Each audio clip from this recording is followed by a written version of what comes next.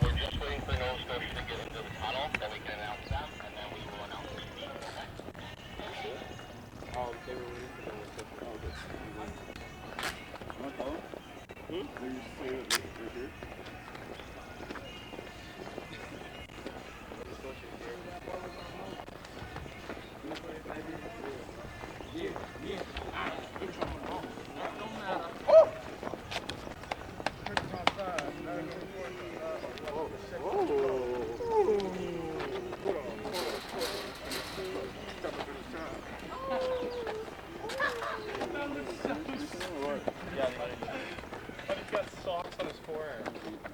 Show me Isaiah. I saw them. Oh, it's okay. Show me? Look at that. Catch up. I was talking about Chop, I got a chop.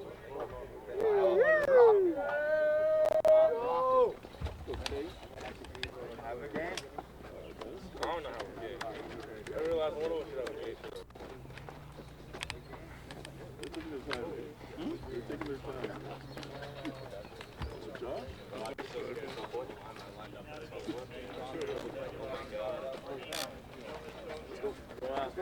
Hey, let's go.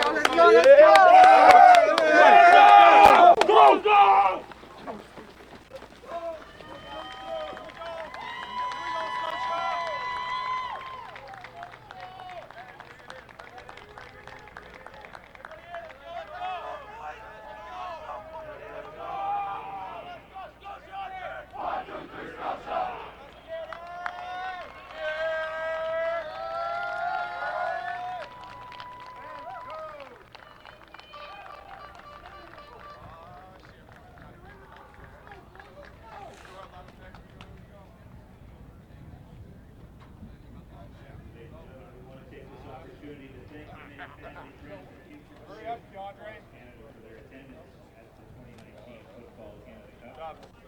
We'd also like to acknowledge the presidents and representatives from several of the youth sports programs and Canadian junior football programs who have chosen to be with us today to watch their future stars in action.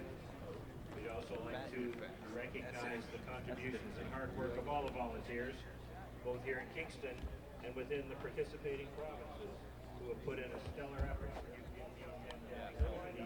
play in the 2019 football Canada Cup.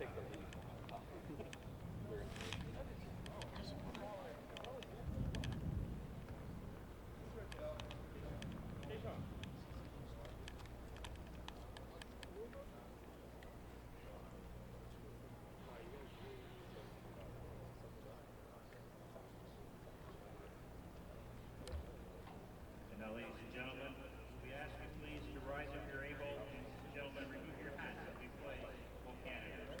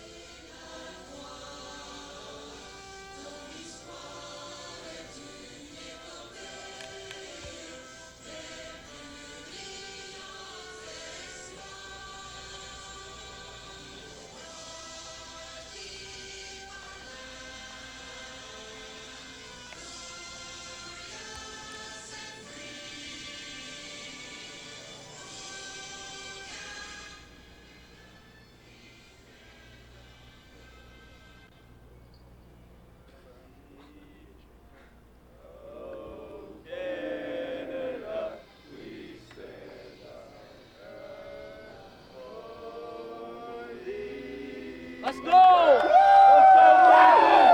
Good morning, ladies and gentlemen. Welcome to the second day of competition of the MU18 Challenge of Football between Team BC and Team Nova Scotia. My name is Matt Frenette, and I will be assisted by my analyst, Nassim Wadi. Hi, ladies and gentlemen. It's a beautiful, kind of cloudy day, but not so bad for football. It's good weather. It's a little humid, but we'll have a whole lot of fun. Like, it's not too hot, not too cold. Excellent day for football. So, as we start, we have British Columbia opposing Nova Scotia. The two teams had one previous matchup. Let's start off with Nova Scotia. Last game, they lost 37-0 against Saskatchewan. It's quite a rough loss, but right now we're in a section of the tournament where the weaker teams plays together. So we might see a better contest today. If I look at the stats from the previous game, there's a couple of things that we got to limit on the Nova Scotia's team. First of all, we have a problem with the deep ball, so we have today to bring a slow progression on the football, do nice little slow runs, short runs and a lot of short passes, but we have to make an emphasis on the execution today. As well, we need to take advantage of discipline in this tournament. There has been quite a lot of lack of discipline in these games, a lot of penalties. We want to reduce that to give us a better competitive advantage. And lastly, we need to apply pressure on defense. British Columbia has been a team that struggled with the passing game. When the quarterback is under pressure, they run the ball a lot, so if we load that box and bring a lot of pressure, we will have a better contest. Now, looking at British Columbia's team, last game they lost 16-14 to Ontario's team. If you missed that game, it was quite a matchup. It was 16-0 for Ontario at the beginning of the game, and then British Columbia came back with a 14-point run to make it a tight game in the end, but it ended up with a loss of 16-14 for British Columbia.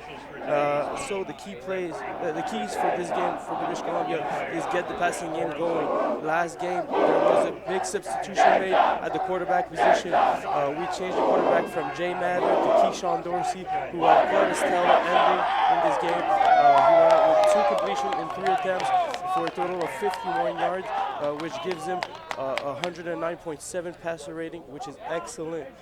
We also have to repeat the great performance on special team. They had no points on the board, and they blocked the kick for a touchdown that made them came back in the game. We need to continue this big performance on special team.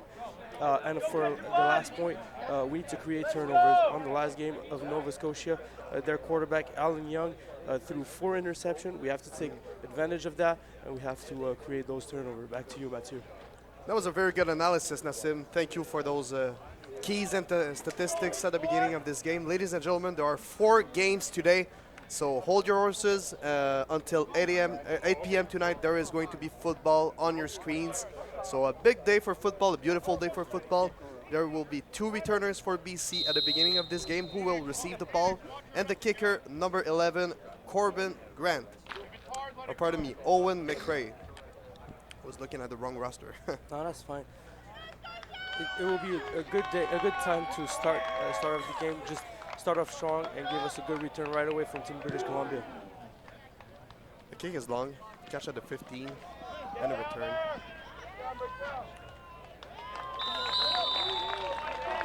Lowers his helmet through a few tackles and runs up to the line of 32.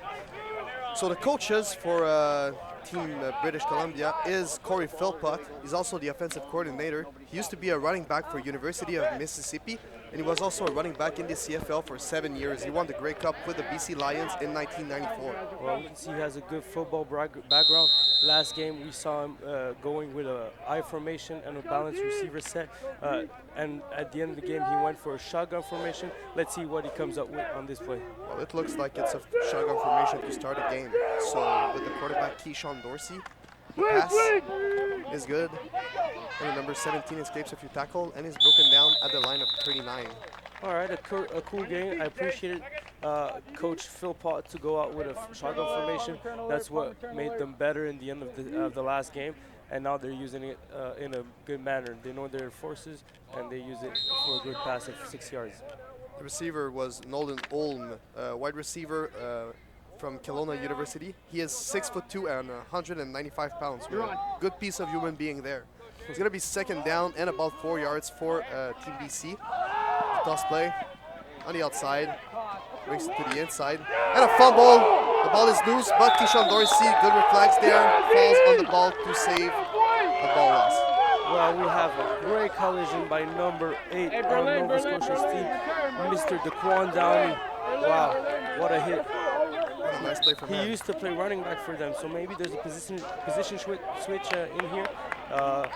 Let's see what Nova Scotia brings out to make turnovers like these in this game.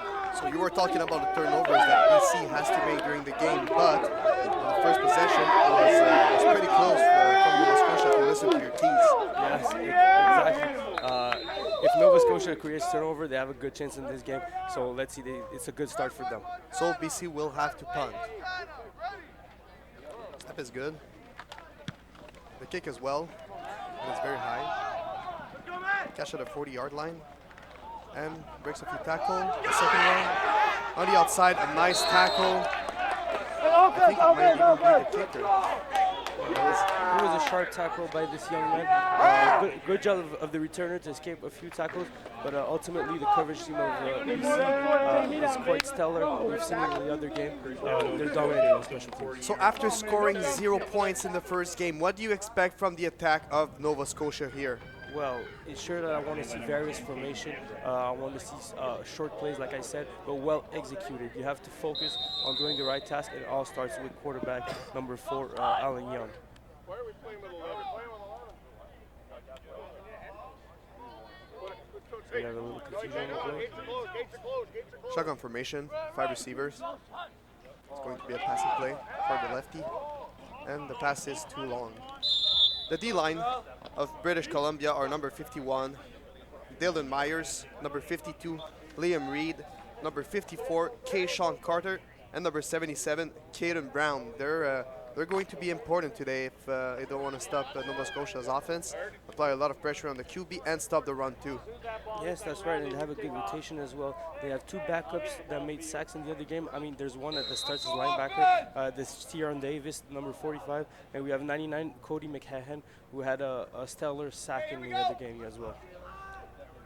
So 4 receivers on the strong side for Nova Scotia on second down. Another passing play. It's a bubble.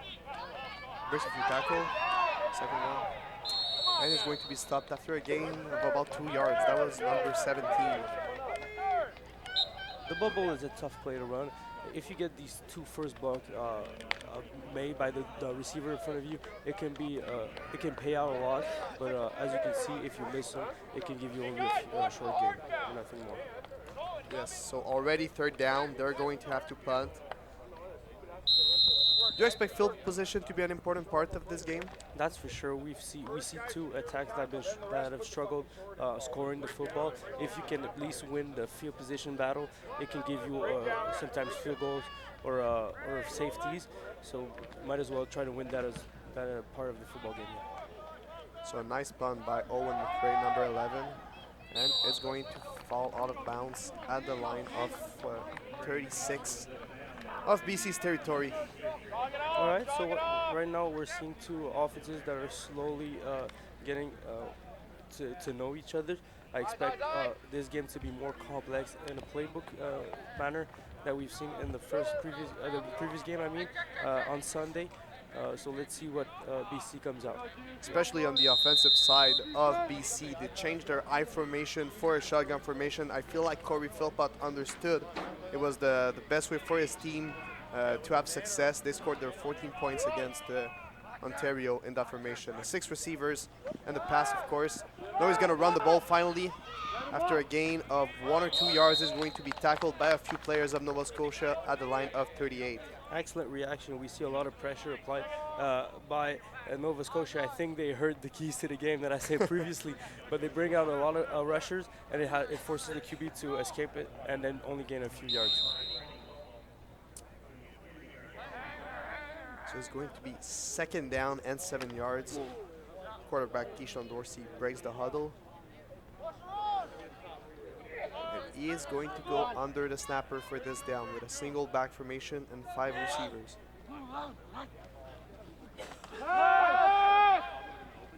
Looking for a player. Nice pressure, and it's a sack by both. I like it. It's half a sack from number 52. Who's not even on the sheet. And we have number 44, Connor Burns. So excellent job on the play. So number 52, your defensive linemen for Team Nova Scotia are Connor Burns, JD Lawson, Evan Vault, and Michael Crawley. So one of those must be the number 52, I guess. We have a few problems with the roster. There's a missing 52. Congratulations for the sack, but we don't know your name. All in all, it's a 9-yard loss, and they're going to have to punt again after the second possession. It's still nothing on the board. 7:45 in the first quarter. Snap is good. The punt as well, a very high and long punt that is going to be catched at the 35-yard line and returned on the sideline. And the number 7, Matthew Renew, smartly goes out of bounds without being tackled. Great job. Let's go. Football logo. Let's see what the refs comes up with. You're right, there is a flag on the play. And I think it is unnecessary roughness on the Nova Scotian side. So they're going to back up a few yards. It's actually a block in the back. Oh. Thank you for the correction. If I'm not mistaken, it's still going to be 15 yards. Is that right? Yeah. So the ball will be placed at the 36-yard line of Nova Scotia. I didn't hear the Second drive number. Sorry. offensively. Led by quarterback Alan Young. He's a lefty, 6'3", 190 pounds from Citadel High School in Halifax.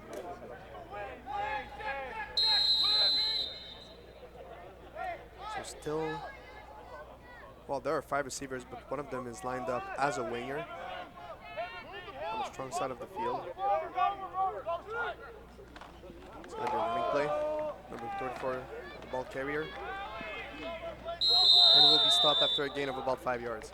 I like that move from Nova Scotia. First drive, they started off with 2 passes, didn't get them out of the trouble. Now they have a second yard and short to complete. I expect them to go with a short pass, yes. And on that play, number 64, the offensive lineman, Joseph Asselstein, did a nice trap. He's a left guard, and he pulled through on the outside. So a very nice play by him. We're going to talk about those type of plays a little later. This is second down and a passing play here. He's looking for a player, and it is caught by number 81, but there is a penalty marker on the play. Yes, it's an obvious holding on the tackle. It was a clear sack if he didn't held him, so I'll say it's a good penalty from his side. You can see it on the replay. He held him, and then he couldn't make a play. Good job from the left tackle, even though he lost his battle. So, of course, instead of being a first down and 10, it's going to be a second down and long, about 14 yards for Nova Scotia. Yes, that makes it quite hard for an offensive coordinator to get out of this situation. He has one down to make 13 or 14 yards.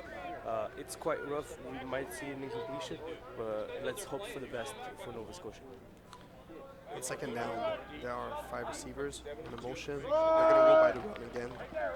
That is number 34, the ball carrier, James Dowell, 5'9" running back out of Charles P. Allen High School in Hammonds Plains.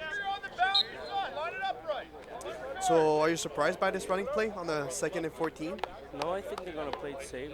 They expect a big run from him, but usually they understand if he cannot make that. I think they just went for the field position game. Right now they're going to punt it and have a good field position to defend. Let's see if British Columbia can return to make damage on this team.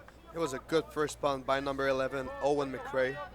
He's hoping the best for this one. Snap is good.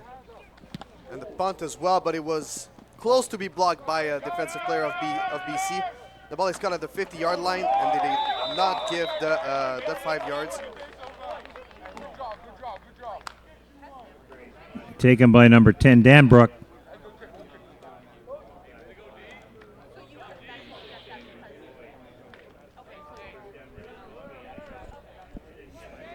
So it will be first down and 10 for BC at the 55-yard line, the center of the field.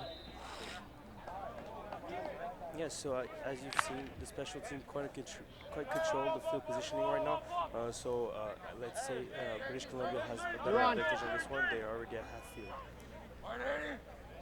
Snap from under the center. It's going to be a passing play. And it is caught after a small gain of about 2 yards by number 2, the wide receiver, Terrell Jones. I like the quarterback playing it safe. The backside of him was the interior slot receiver, number 10, that was wide open. I'm talking about Caden Dambrook. Sorry about that. You cannot see him on the replay. But went for the safe play. I admire that. Now it's a 2nd and long. Yes, 2nd and 8 for the offense of BC. Let's hope they manage to get a first down here. There's a motion. Dorsey is looking and completes the pass to the intended receiver. We thought he was going to pass to number 17, but instead he completes it to number 85, the wide receiver, Brandon Johnson. Good awareness, knowing where the first down is, and for the receiver to sit on that line and wait for that ball. Good timing. I like the communication on this play. The ball actually was tipped by the intended receiver and then catched by number 85, so good concentration here. Will now be 1st and 10 at the 42-yard line of the Nova Scotian territory. Shotgun formation. It is a run. In the center, good run, breaks a few tackle, and is gonna try to run outside, but he is broken down at the line of 23. So a nice run by the running back. I like the play calling on this one. We went through the pass a lot of times. It's the first time we go out with the run, and we're effective with it, and we catch the defense off guard. That I've never seen a run from this team yet. So another first down for the number 8 running back, Noah Anderson. He comes from Lord Tweetsmeyer secondary in the city of Surrey. I'm not sure I wanted to pronounce that name because it's very hard to pronounce, but Noah Anderson for the first down. And Noah Anderson has been quite a great option for them in the last game. He had 8 targets. Well, it's a jet sweep at the 10-yard line, and he's going to be tackled finally at the 3-yard line. Yeah. Exactly. But sorry about that. But Noah Anderson was great for BC last game. Yeah, on 8 run, he had 53 yards, so that's 6.6 yard average. It was an excellent game for him. So that was a jet sweep play. Usually the receiver that comes to the jet sweep has a lot of speed to catch that ball. So I guess he's trying to run outside. Is that right? Yeah, that's right. Usually on the defense, you have to have great contain from the defensive end or the halfback if there's a stunts call, or a linebacker if there's a stunts call. But usually the guy that has contain has to force him inside as fast as possible. Unfortunately, it wasn't done on that play. There's a big game. And on the run outside, it's Anderson, and it is good for a touchdown, Noah Anderson. So finally, BC was able to score points. Touchdown for Noah Anderson and BC. Yes, that's what we should expect from this game, especially on the goal line. We have a power back like Noah Anderson, who's not scared of lowering the shoulder. As we see on that replay, he gets his way in the end zone in a hard way. I like his style, and now he makes the first point for his team. He was not shy to lower his head to make his way through the touchdown. So this is going to be a 1-point conversion attempt by the kicker. And the attempt is good. It's now 7-0 BC over Nova Scotia. I like it. There was a lot of clock control. Now we're at 2 minutes 40 left in the first quarter. Still a lot of time to play in this game, but we need an answer as fast as possible from Nova Scotia if they want to be in this game and not be catching up their late night of work if they don't start to score right away. Sorry about that. It's all right. So for the return, I think Nova Scotia wants to have a good field position since they didn't have it for the first few possessions. And since their offense is struggling, I guess they're not going to say no to a little bit of help. Hey, sure, if your special team can bring you up in a good field position, it can help change the way you play the game. As we've seen from the British Columbia side, after that punt, they started off at the center of the field, help them score a touchdown. If they win this field position game on the special team, it will be awesome for them. Good catch, guys. That was good all around, bro. Everyone got the ball. Yeah, That was such a freaking fast goal. Holy shit. So number 52, Liam Bro, when I Reed ran on that the bubble, kickoff. there was like It is 15 picked guys off there, bro. on No the space. 15-yard line. And the player number 7 from Team Nova Scotia, Matthew Remove, was tackled just shy of the 35-yard line at the line of 33. Yeah, I had no idea who scored. I can't. Score again. Score again.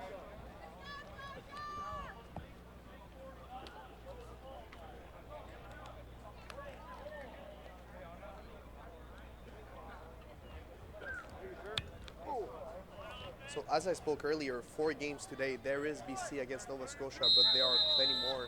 Next one will be New Brunswick against Manitoba, then Quebec against Alberta, and finally Saskatchewan against Ontario. Well, there's a long pass that is attempted by the quarterback, but it is too long for the intended receiver, who was number 81, Thomas Kleinneck.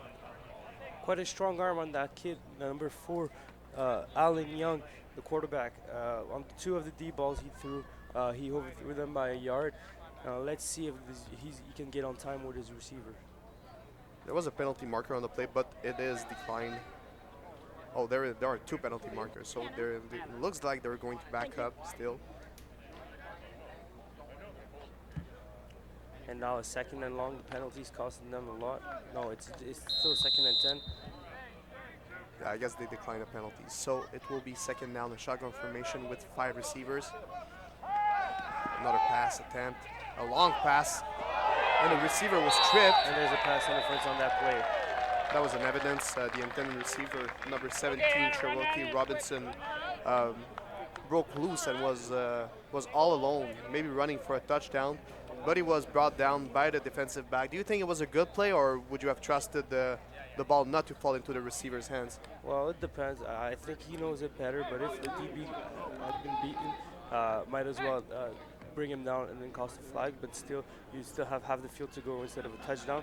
It was DB number 4, Zach Smith, who last game blocked a kick for a touchdown. So I trust his football IQ. Maybe it was a good decision on his side. We need a replay for that. And that was a very athletic play last game where him and number 1, I think, Riley Burfellow, they both blocked the punt to score the first touchdown of this game. And it was really a turning point into this match. And then we saw that BC had the momentum for the rest of the game, but just fell short of the win from against Team Ontario, 16-14 loss. Yeah, that's right. It's been quite a comeback, but unfortunately they couldn't win on that play. Empty backfield on the first down. He's going to attempt to pass, and it is caught, but just out of bounds. That was sad because it was a beautiful ball to the number 85, Mathieu Côté. Yes, but the highlight on the play is the pressure by number 55, Jackson McEwen, running on the football, making sure there's a lot of pressure. So the quarterback throws on his back foot, and he throws it a little out of bounds. Good play on the pressure. And hey, the pass rusher, since you were a pass rusher in your old days, it's important to make contact with the QB at the beginning of the game and applying pressure to tell them, hey, we're going to be in your face all game long. That's for sure. If you can disturb the mental game of the quarterback, it will be a big plus for your team. Right now, they're doing an excellent job of rushing him, and there's another sack. But there are penalties on the play. 2 penalty markers on the play after the tackle of number 51, Dylan Myers. But once again, there was a lot of pressure on that quarterback who did not have the time to make his reads for their intended receivers. So yeah, so it all starts off with the offensive line. They have to give time to their quarterback if they want the offense to be able to set themselves for big plays. Right now, they have to do a better job on the run and on the pass. It's on the whole offensive line. So the penalty will be against BC. And you talked about discipline at the beginning of the game as keys of the match, and I think this has not been respected from both teams since the beginning of the game. Yes, it's been quite a problem in this tournament. I can understand that phase of the game because most of the team didn't have a lot of time to practice together, so there's a lot of uncertainties and a lot of miscommunication, but you can't have unnecessary roughness, a passer interference, things that cost a lot of yards. These are mistakes you cannot make at this point in the tournament. You have to get your discipline going on, because if you don't do so, you might end up losing the game. Yes. So the ball will be placed at the 54 or 55 yard line, about the middle of the field. It's going to be first and 10 for Nova Scotia, who remain on the field after that penalty marker, of course. And this gives them a first down, so excellent for them. It's going to be a running play on the outside by the running back, number 36, and he is brought down at the line of 48 in the British Columbian territory. I like the creativity on this one. They use a counter play, so the running back goes on one way to force his defender to make to choose a side, and then comes back on the other. So the blocks are already set. Paid off well on this drive, on this run. I mean, it's now 2nd and 2. Move back half step. 2nd and 2 will be There you go, you're on now. interesting. We know they went for the passing game since the beginning of the match. Let's see if they go running or passing here. It's going to be a pass. A long pass intended to number 83, and it is dropped by number 83, who stopped his run prematurely. That was Jawan Steele. He has to make that play. It was an all hook call, but he was the only one making it go, and the receiver bit hard on the hook. Now he was wide open, and he turned on the wrong side of the football, so he made a tough catch. Turns out being a tough catch, but he has to control his body better and come up with a catch on this one. Hey, he can't keep up with you. And I guess the two will have a few words to say to each other after the sequence, but looks like they're going to go on a 3rd and 2 here, so a very important play Step back. for Nova Scotia. There you go.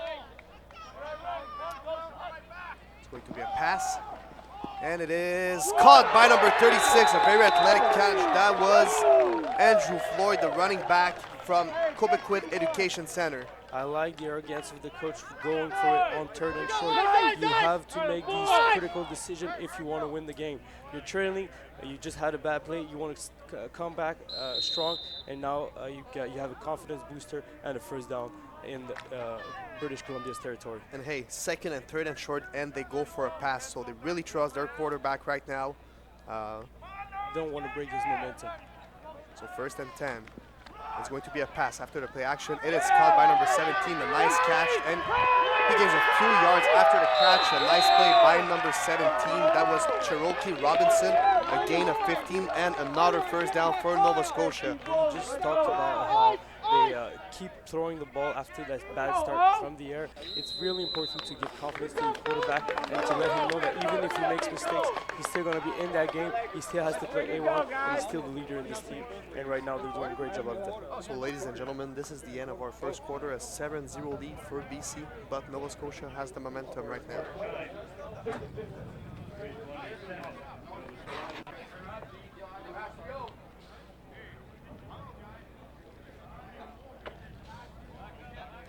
Second quarter is being brought to you by the Canadian Red Cross eShop, where you can find hundreds of first aid and disaster preparedness products for floods, earthquake, forest fires, and more.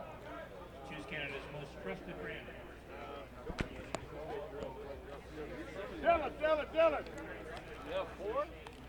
So the team switched sides, and we're now ready for the second quarter of action.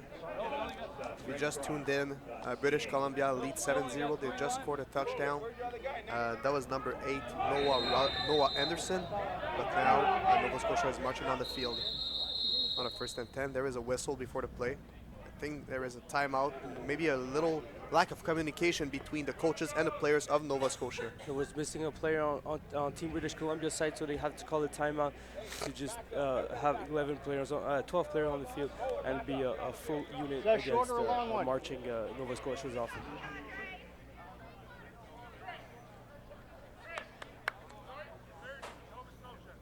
So let's wait, because I think they might be discussing about a penalty, or maybe a No, play it- that looked here before. Maybe they noted it. One thing you don't want to do as a defense is have to call a timeout on a penalty on a drive like this. You're deep in the end zone now. You make the other team have the time to prepare their plays for a big drive. So right now we'll see what they come up with. So after this timeout and discussion, it will be 1st and 10 with a tight end. It's going to be a pass, a deep pass, and it is intercepted. Intercepted at the line of 1, and the player is running. He's gonna make his way loose at the 50, the 40, the 30, the 20, the 10. Touchdown, British Columbia. But wait a minute, there is a penalty on the play. What a great play by this cornerback. He was covering the other deep route made by the wide receiver, reads the quarterback who makes a pass to the slot back, and then undercuts the route, and then comes up with the interception and run for a big, and has a big run. Now let's see what the flag is. It might be called back. I think the penalty will be against BC. But is it prior to the interception or after that? I think it is prior to the interception, so I think Nova Scotia will retain the ball. It's a roughing the passer for Nova Scotia, for British Columbia, so that will cancel the interception, and they'll go 15 yards down the defense field. So instead of a mind-blowing, eye-popping 119-yard return for a touchdown, it will be 1st and 10 for Nova Scotia. And if you rough the passer on this one, you have to be disappointed for your cornerback. He just made an excellent play, and you just canceled it as a whole. Excellent play by this young man over here. I think that was number 24, the defensive back, Kate Thomas, who comes from Langley Secondary in the city of Langley. Stellar job from him.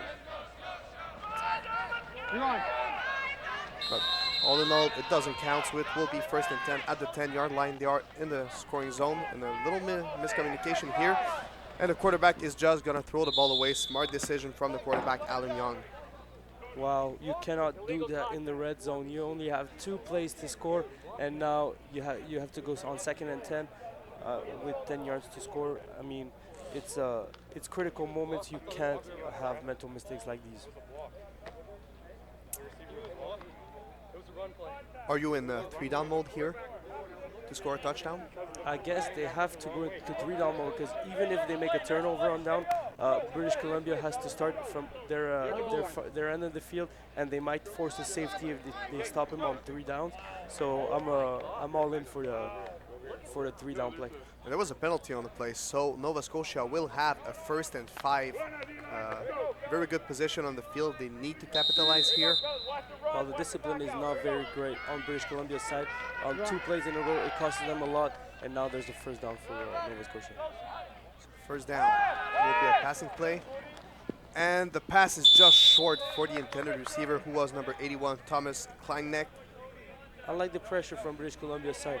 Even though they make mental mistake on the defense that cost them penalties, they're always there on the pressure. I appreciate that side of their game. Yes. Yeah, number 36 here has to be on the pass support and make a block for his quarterback. He couldn't recognize where the player came from, so it will be 2nd down and 5 yards. They tried the hard count.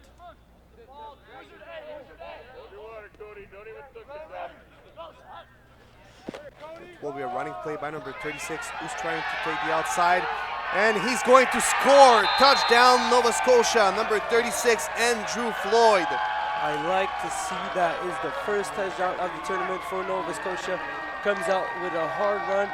Good job by number 36. And everybody is celebrating on the sideline, and with a reason. Those are the first points Nova Scotia scored in the tournament. A nice run by number 36, Andrew Floyd. And when you go back at the end of this game and you think what you did wrong, what you did good, now it could be a 14-0 game for British Columbia, but these penalties are costing them a lot. So now British Columbia has to regroup and then think back about what they just did and start being more disciplined. So an extra point attempt by number 11, Owen McRae. And it is good, the lefty. So it is 7-7 with 10:48 remaining in the 2nd quarter. Interesting game so far, with both teams tied up at 7 points.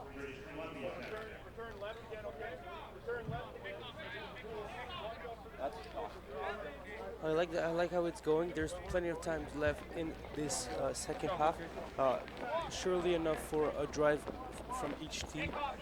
Let's see who can respond to this even game. And Nassim, throughout the years, the Canadian football has really evolved, bringing a lot of good players into the big leagues. Do you think those type of tournaments they help to scout those players? That's for sure. There's big recruiters coming to these events from all over Canada and as well as in the States. You want to see the best compete against the best, and if you have a player that can compete in this type of situation against all the greatest player in the country, you sure can be a defining player for a future university or cégep, depending on where you live. Absolutely, I guess you're right. So Nova Scotia will do the kickoff starting at their 45-yard line. An interesting position for Team Nova Scotia, which we see more and more on the professional level.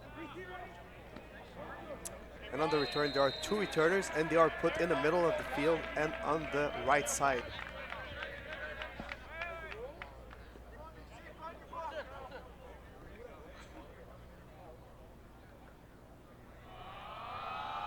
McRae on the kickoff.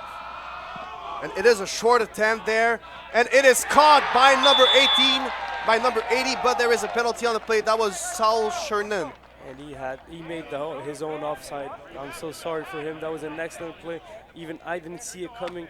And number 80 that comes up with the catch, but it's unfortunately a penalty. They have to re-kick. That was a bold move, and that was close from working. But instead of recovering the ball, it will be first down for BC. I really like how British Columbia is finding new ways to win this game. They know they have a little disadvantage coming through this game, but right now they are showing off that they are here to win and not just here to participate.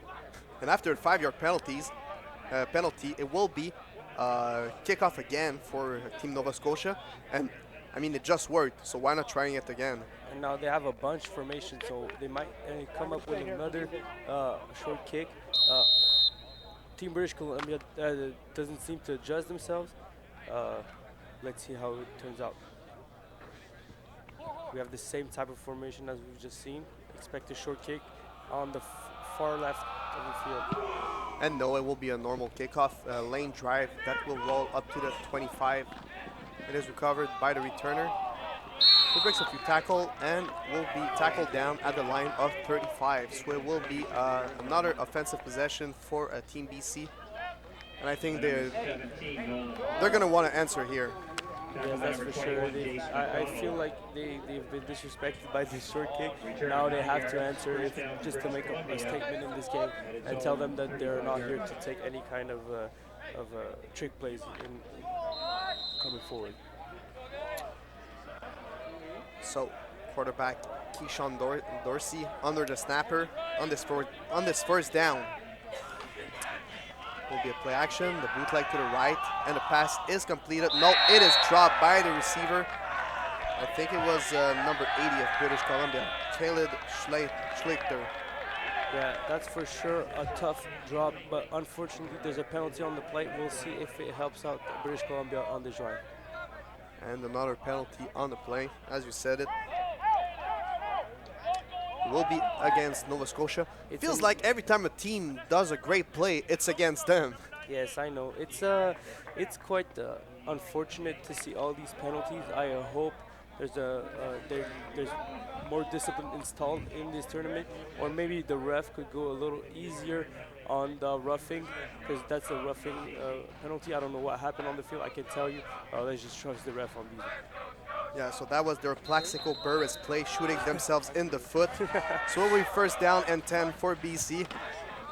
And the run attempt by Anderson in the middle, but he gets popped. And it seemed like the defensive player tried to make a fumble here, and there's a penalty marker on the play. That was a late call by the referee. We can see a lot of intensity in this game right now. After this big pop, there was a little fight of word, if you want, and somebody's going to come up with a penalty. And I don't know why they didn't rule it as a fumble, since the running back was still up and the number 52 in the defense was able to recover the ball. So let's see what the referee say. Maybe it was peering. Maybe he led the tackle with his head, and that's a penalty. So let's see what. So there's a penalty for British Columbia, unnecessary roughness. Yeah, and I feel like it was after the play. It was a late call, maybe by one of the players who was punting up. Yes, we can see the O-lineman giving an an extra push on the ground to the D-line. Second down. So yes, it's these kind of mistakes that you gotta eliminate. You see how it gives them a bad position on the field, and you just shoot yourself in the foot, like we said earlier. So it will be second down and about 19 yards to go for Team BC under the snapper and 4 receivers. Another bootleg by the quarterback Dorsey, who's gonna run the ball. Another penalty marker on the play, and he's gonna run to the 55, and he's gonna go outside at the line of 55 after a gain of about 15 yards, but that's still gonna be short for a first down. And there is a penalty marker on the play. So what do you think about Dorsey using his legs here? He's done an excellent job reading his pass blocking.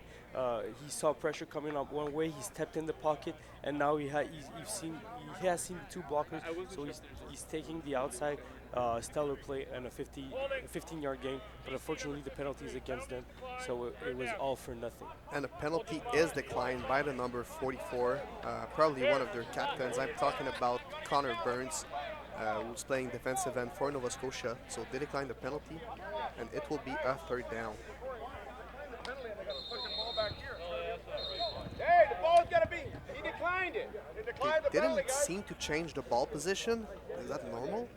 No, I think they're going to talk to each other. Yes, it's going to be a 3rd and 5 at the mid-yard line. Yeah. So it looks like BC is going to punt again.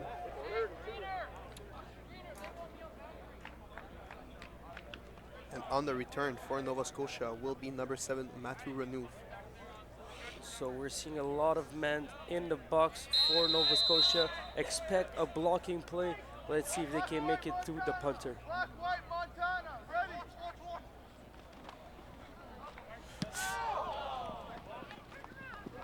And the return catches it at the 22 and is... Oh, it breaks a few tackle and goes on the sideline. What a nice play by Matthew Renouf, and he's pushed out of bounds at the 35, and guess what? Another penalty marker on the play. Good job from DB Brian McFarland rushing that punt. He almost blocked it. Now he has to dive. He has to want it more if he wants to make a stellar play in this game. Let's see what the penalty is on that play. Yeah, I feel like he tried to go 99% instead of 100% on the block. Maybe that would have paid off.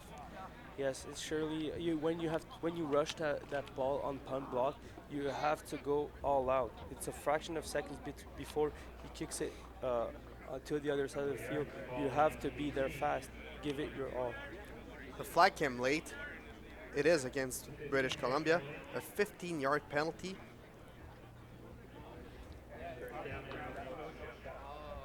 Well, I just feel like right now Nova Scotia is taking advantage of the penalties. Like we say earlier, they have to be more disciplined because they have a little size disadvantage in this game. Right now, they're doing a good job. Even though they have a few penalties, the big chunk of the penalties are going to British Columbia right now. So first down and 10, still with quarterback Alan Young. A bootleg on the left. He's going to attempt a deep pass to his number 17, and it is batted down. So another long attempt for quarterback Alan Young. Well, that is a tough throw on the run, throwing on his bad side.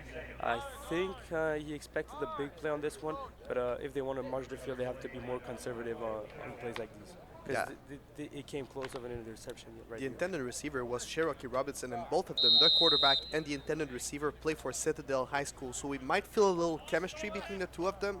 Let's hope it pays off. The hard count. 73. Makes the adjustments. Another passing play. And a heavy lack of communication there. The quarterback was throwing a hook or a curl, and the receiver seemed like he was going to run through the end zone. From what I see from the reaction of the bench, I think the receiver, wanted to do a comeback, but instead he went for a fade. So there's a miscommunication, maybe a mental mistake on this play that caused them a third down right now. So on the third down, again, they will have to punt. Is it the first time I say Owen McRae since the beginning of the game? I don't think so. No, that's for sure. He's been quite an important part of their field position game, and right now we expect a big kick from him. Snap is a little low. and the ball will be catched at the 52-yard line. No penalty markers on the play, and will get out of bounds at the 53 of the Nova Scotia territory. All right, so like the drive where they scored, they start off at midfield. Let's see if they can repeat what they did in that first touchdown drive. I expect more discipline from them. They've been great on offense, but they kept shooting themselves in the foot. I expect Keishon Dorsey to lead them to the touchdown on this drive. Yes. Yeah, and it feels like during the first game, the team coached by Corey Philpott, they needed to change their mentality, so they went more with passes and diversified their offense compared to the first game. Yes, the first game was really frustrating. We saw a lot of I formation like we're just seeing right now. It gives you sometimes great run, but it limits you on the passing game. And like we've seen, it's not been the best formation from them. I expect more shotgun. That's what we spoke the most. That was a nice tackle there, executed by number 8, Daquan Downey, on the running back Noah Anderson. So a battle of the 8th. Nice play here for a gain of only 1 yard.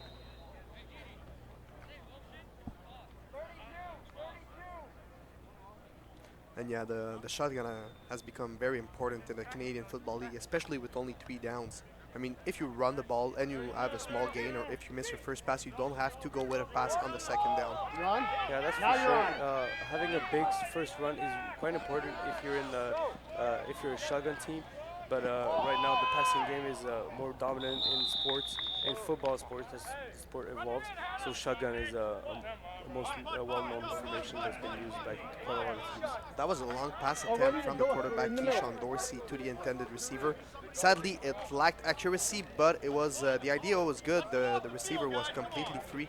Yes, it's a tough throw. He was running away from the pressure and has to reset his feet to throw across his body. He needed to turn more his hips, but it's quite a tough throw. You don't do that, especially in that level. If he made that catch, if the receiver was on target, it would have been a stellar play. Yes. So it will be a punt for BC. The snap is good. It is caught at the 18-yard line, and the return by who else than Matthew Lemieux, the lone returner. And there is a penalty marker after the play. There was a little fight between 2 players, and it seems like the referee is going to give a penalty to Nova Scotia. Attaboy, Caleb! Caleb, boy! Great job, Corbin! Great job, Corbin! Way to be But those are just mental mistakes. You cannot do those mistakes on such a big stage, representing your province. And these are not just mental mistakes. They're like, there seems to be a little exchange of word downfield. Because every time we see a penalty, it's a 15-yard penalty of unnecessary roughness or just unnecessary talk. Right now, they have to get focused, get their focus back on the game and not talking to the other team. They have to win this game, not just go talk trash to each other. Yeah. So instead of being at the 30-yard line, the ball will be brought to the 15-yard line of the Nova Scotia territory. A very bad position for their offense. They will go for a run here with number 36, who bounces outside. A very good run at the 20, at the 30, and will be tackled down at the line of 31. There is a penalty marker on the play, though. Well, it sure helps when you have 6 referees to see all the penalties that can come up on one play. Right now, it's getting kind of heavy to see all these penalties. We'd like to see more fair play on this game. Do you think it's the players or the referees who call too many penalties right now? I'm sure the referees are right to call these penalties, but they have to understand that sometimes they can let the kid plays, and like on certain necessary roughness, you can just give just some feedback to the players. Just let them know they have to calm down. They don't want to get called out. But right now, this is a holding penalty, so I can't hold it back against the ref. Yes, so there is a holding penalty, but it was after the Nova Scotian first down, so it's still going to be first down for Nova Scotia at their own line of 18. Hard count. Those hard counts are used to see what the defense is going to do and try to call the play in consequence.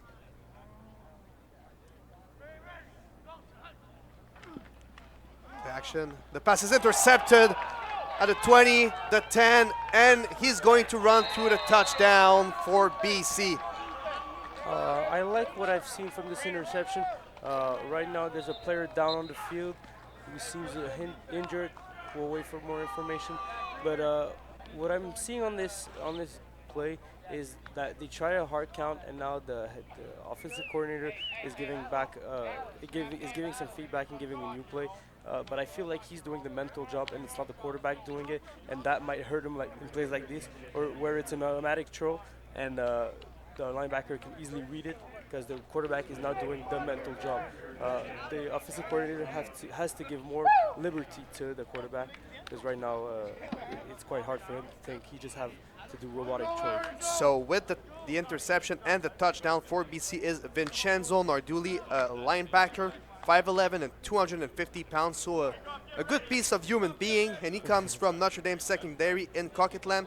And what happened there is the receiver tried to cut in. I think that was the intended receiver was Juan Steele, and sadly Alan Young threw the ball into the hands of Vincenzo, who had a good reaction here for the touchdown. Yes, it was a simple slant route from the wide receiver who may have done it a little too deep, and just the linebacker was dropping his zone, making his normal progression, and has the awareness to undercut that throw and then make an interception for a great play. And if I'm not doing any mistake, I think it's either the guard or the tackle of Nova Scotia, the left guard, who is injured on the play. Hope he is okay. We never want to see plays like this, I guess. It's sure you don't want to see kids injured, especially in that type of tournament where you want to give it your all in front of the scouts and in front of your whole province to show what you're made of. It's unfortunate for that player, but we hope him the best for the rest of the tournament. I hope he gets healthy. So with 6:19 to go in the second quarter, the score is 13-7 for BC. They're gonna have the chance to score one more point here.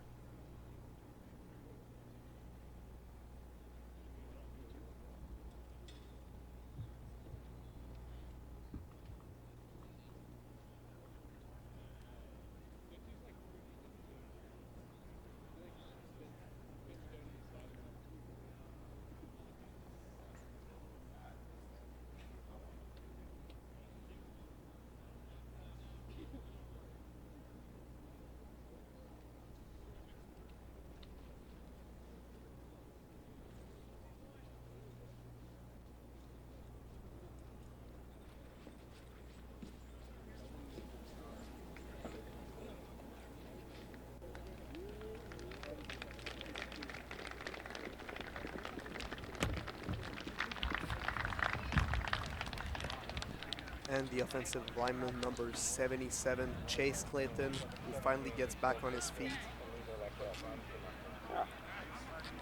Yes, it's going to be a tough loss for them. He has quite a great stature. He's their biggest offensive lineman, standing at 6'5", 260 pounds from Tantramar Regional High School in Spring Hill. We wish him the best of luck. It seems like a leg injury. We'll hit you back when we get more information on his injury. Yeah, big piece. The offensive linemen don't get recognized as they should usually, but they are a very important piece of that offense. They give time to the quarterback with the passing game, and give space to the running back for him to score touchdowns and gain yards. Yes, that's it. They don't get the recognition they deserve, and we hope that we can, during this game, give you more information on what the O-line has provided for this offense. Right now, they lost a big piece. Let's hope their running game and passing game is still on the goal. And when we talk about unit, we think about the offensive line because they need to act as one. They need to be fluid together to perform well. So that's why when you're losing one of those pieces, it's a huge loss for your whole team. Yes, it's true. When you make a mistake on the offensive line, if it's one guy and it's opposite of you, they're going to blame the whole offensive line. So you have to work as a unit. You have to get better as a unit. It's quite a great feeling of camaraderie that they build together. And I appreciate that unit. That's from the point where all the offense starts from. So it has to be a great unit if you want your team to succeed in every facet of the game. So the extra point attempt was good by British Columbia, and they will now kick the ball with 6:19 remaining. I guess if you're the offensive coordinator of Nova Scotia and you talk to your quarterback, you don't want him to throw another pick six. Yes, that's for sure. He's been struggling with interception in this tournament, but like I've said, I feel like sometimes the offensive coordinator is giving him on-the-spot reads. He's not making him make his own read, and sometimes that can lead to interception. Sometimes it can lead to great plays. But as we've seen so far, it hasn't connected with the young quarterback here.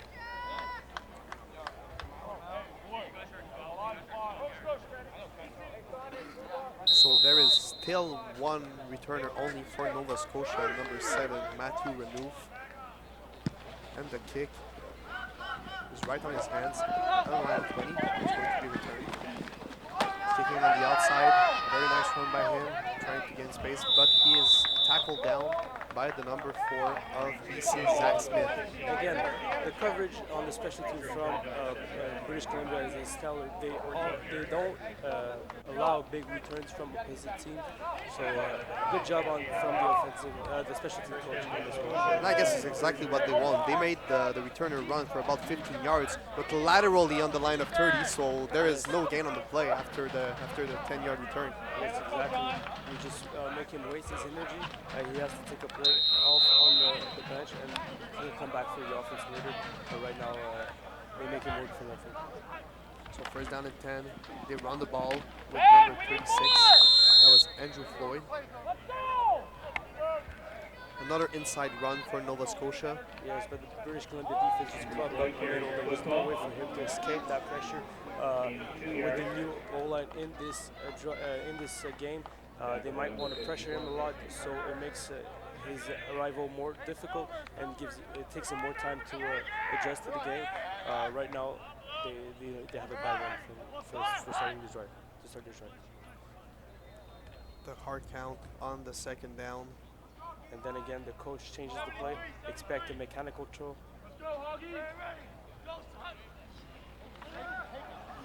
The pass is dropped by the intended receiver, and a nice push by number 4, Zach Smith. Physical play by him. Exactly. The weak side of the field is covered by 2 excellent DBs. Every time they've tried the weak side, they came out with 2 interceptions. One that was called back, unfortunately, the other one from the wheel linebacker. I think if they want to have success, they have to hit the strong side a little more. We'll see how they adjust in this game. I guess you want the receiver here to make the catch. Juwan Steele, the intended receiver, who dropped the ball even before he was popped by the defensive back. Yes, it's true. It's a tough catch, but the quarterback gave him a chance to make that catch. Unfortunately, you're here to make these catch. You have to do the extra work, even though it's a real tough catch.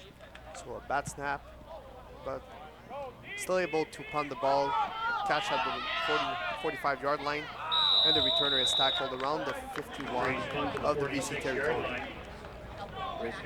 I've seen some great plays from the British Columbia's defense, but since the first quarter, I haven't seen a great job from the offensive unit.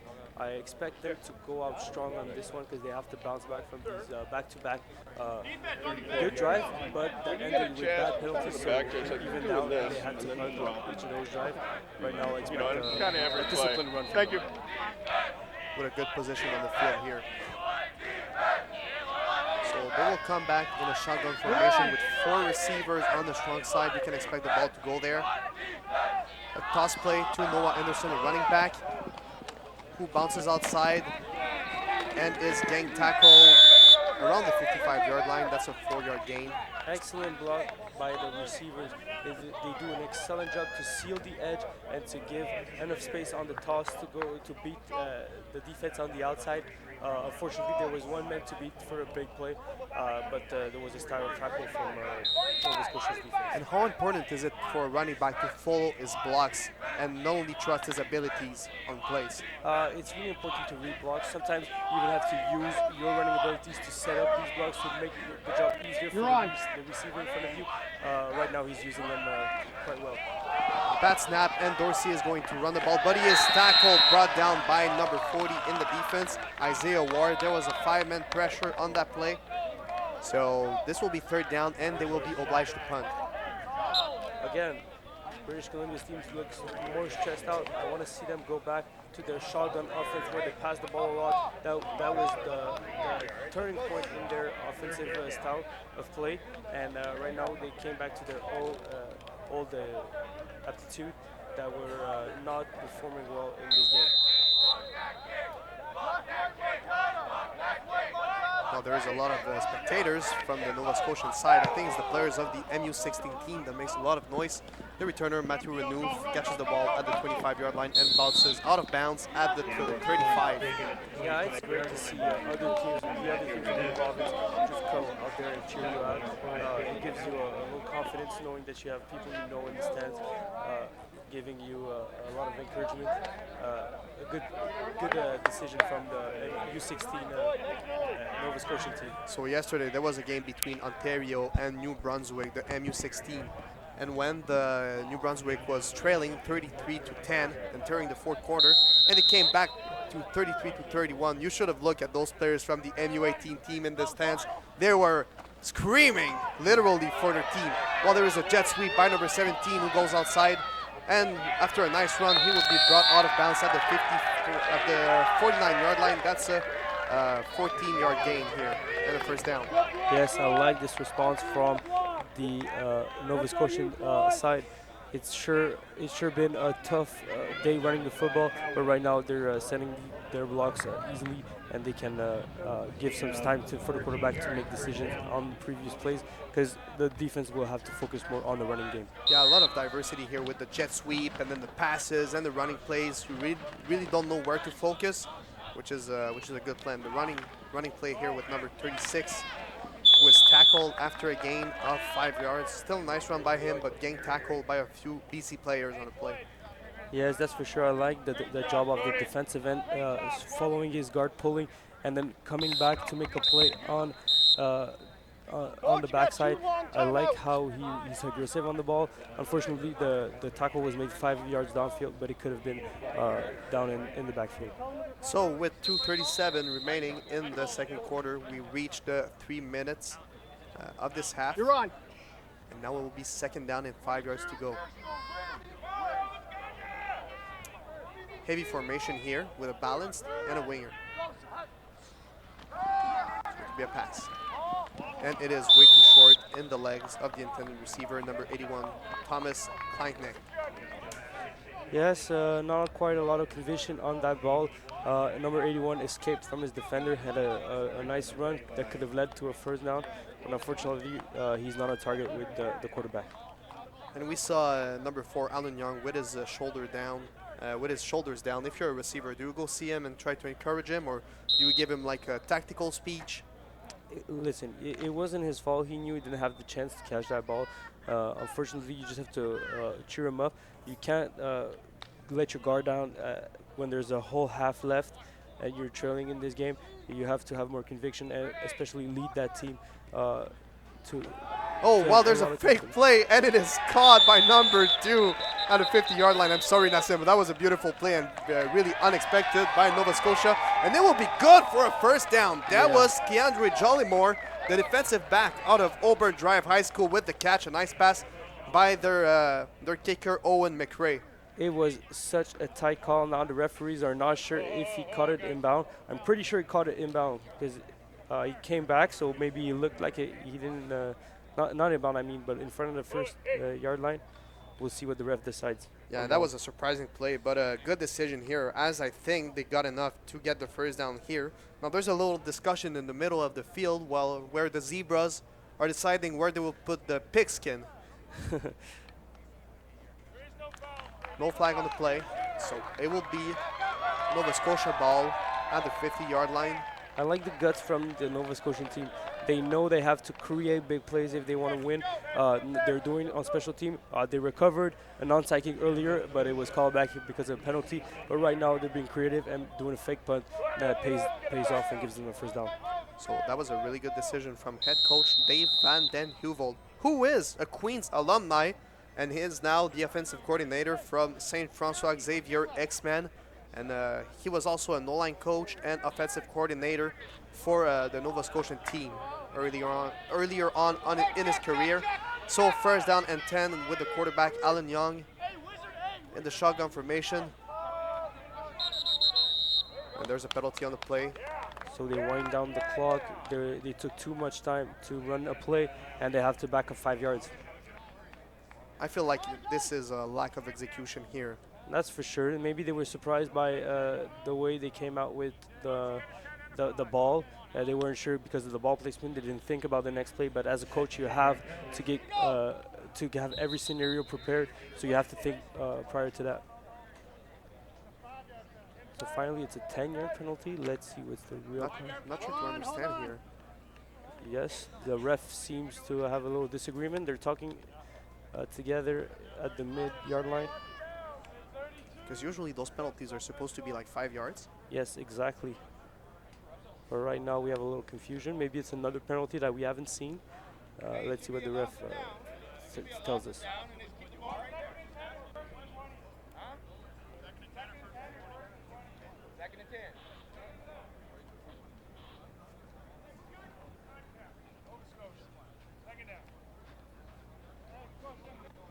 Okay, so For a reason that we don't know, it's second down on. They didn't do their first down. I don't know what happened. maybe they lost their down. Maybe it's a rule we didn't know. So anyway, on a second down and 10, is going to try the deep ball for number 17, and it is nearly intercepted. But a good reaction by the intended receiver, Cherokee Robinson, to tip the ball out of the hands of the very dangerous Zach Smith. Yes, it's been quite a great one-on-one matchup. The quarterback gave a chance for a receiver to make a play. Now it's a one-on-one situation. You have a great DB going out against a great receiver. The DB comes out with the ball first, but the receiver is aware enough to break up that interception. Good play on this one. So that was really like the switch positions. The defensive back became the wide receiver, and the wide receiver became the defensive back. So it's a lot of improvisation and adaptation, but he did well on this play. Good so instinct. it will be a punt here. A very nice punt. It will bounce on the 20-yard line and is recovered by the returner. Heavy tackle on the play by the running back, number 36, Andrew Floyd, who's having a really nice first half here. Yes, that's for sure. He didn't break out for a big rush, but he's having quite 10-yard gains from here to there. So we're seeing good stuff from him. Let's see if Team British Columbia has the time to march down the field with 1 minute 27 left. Expect big passing plays on this drive. Yeah, Keyshawn Dorsey has been able to run the ball and to pass it. Let's see if he can diversify here also. Yeah, since Keyshawn Dorsey has stepped up in that game, the passing game has been totally different for British Columbia. I like his style, I like his attitude. He can run the football if he wants. Right now we're having a situation on the field where there was a penalty against Nova Scotia, so they'll repeat the punt. Yeah, Coach Philpott didn't like the position of his team on the field, so he agreed with the penalty call, so they're going to have to do another try here. Yes, that's for sure. It wasn't quite a great return. You want a better field position, so right now you're using the penalties to get a better return. So Owen McRae with another punt here.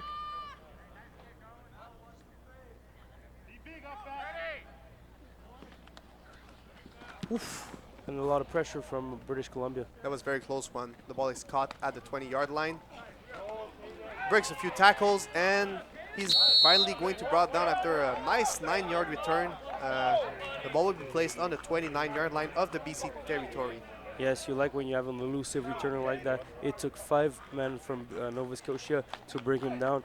That's excellent. Now we need some more blocks from the unit. Unfortunately, you couldn't have blocks because they went for an all-out punt block. So they tried to block the punt instead of having a good return. But the returner is making a good job, so they end up at the 30-yard line. I'm still not sure of Philpott's decision to do another kick, because right now there's only 1:14 left in the second quarter. So let's see if that's enough time with the 3 timeouts to march the field. So a running play here. And the ball carrier was tackled after a small gain of 4 yards. Yeah, well, you surely can't march that field if you do small runs like this. At these type of situation, right now, even Nova Scotia is taking a timeout just because they know they can make a stop and then have another drive for them. I don't like this decision. I like to see more pass from British Columbia's side.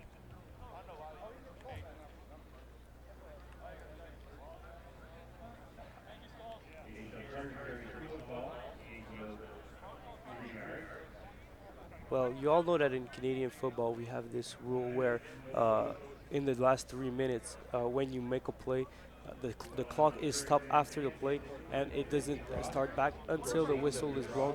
So unlike the American football, the last 3 minutes can be very long. You can have like 3 touchdowns in the last 3 minutes because the time is stopped no matter what the play is, even if it's a running play, a complete passing play.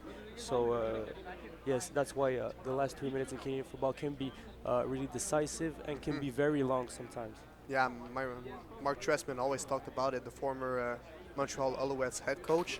He was talking about the Canadian football as being 2 halves of 27 minutes plus 3 minutes because you can make so much during those 3 minutes and you don't know where it's going to go. Another rule that is different from the American football is when the clock goes down to 0, you still have a play in Canadian football while in the NFL, the game stops right away. Yes, that's right.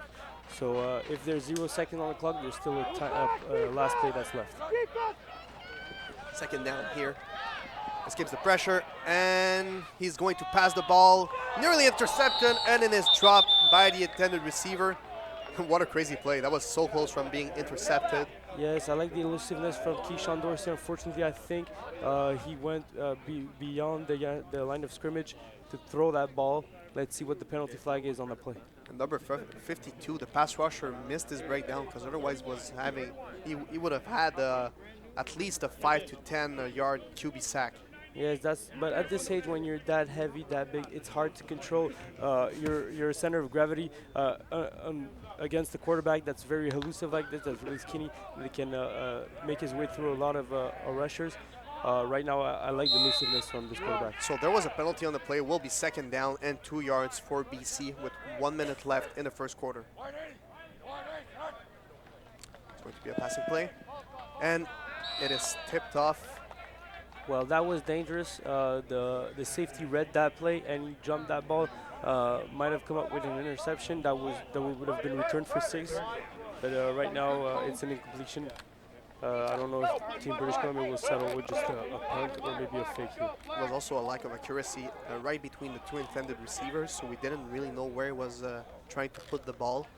Could have been a dangerous play for BC. Will be obliged to punt, and that's exactly what Nova Scotia wanted with 1 timeout left and 57.2 seconds plus the last 3 minute rule of the Canadian football. They have a lot of time to score points here.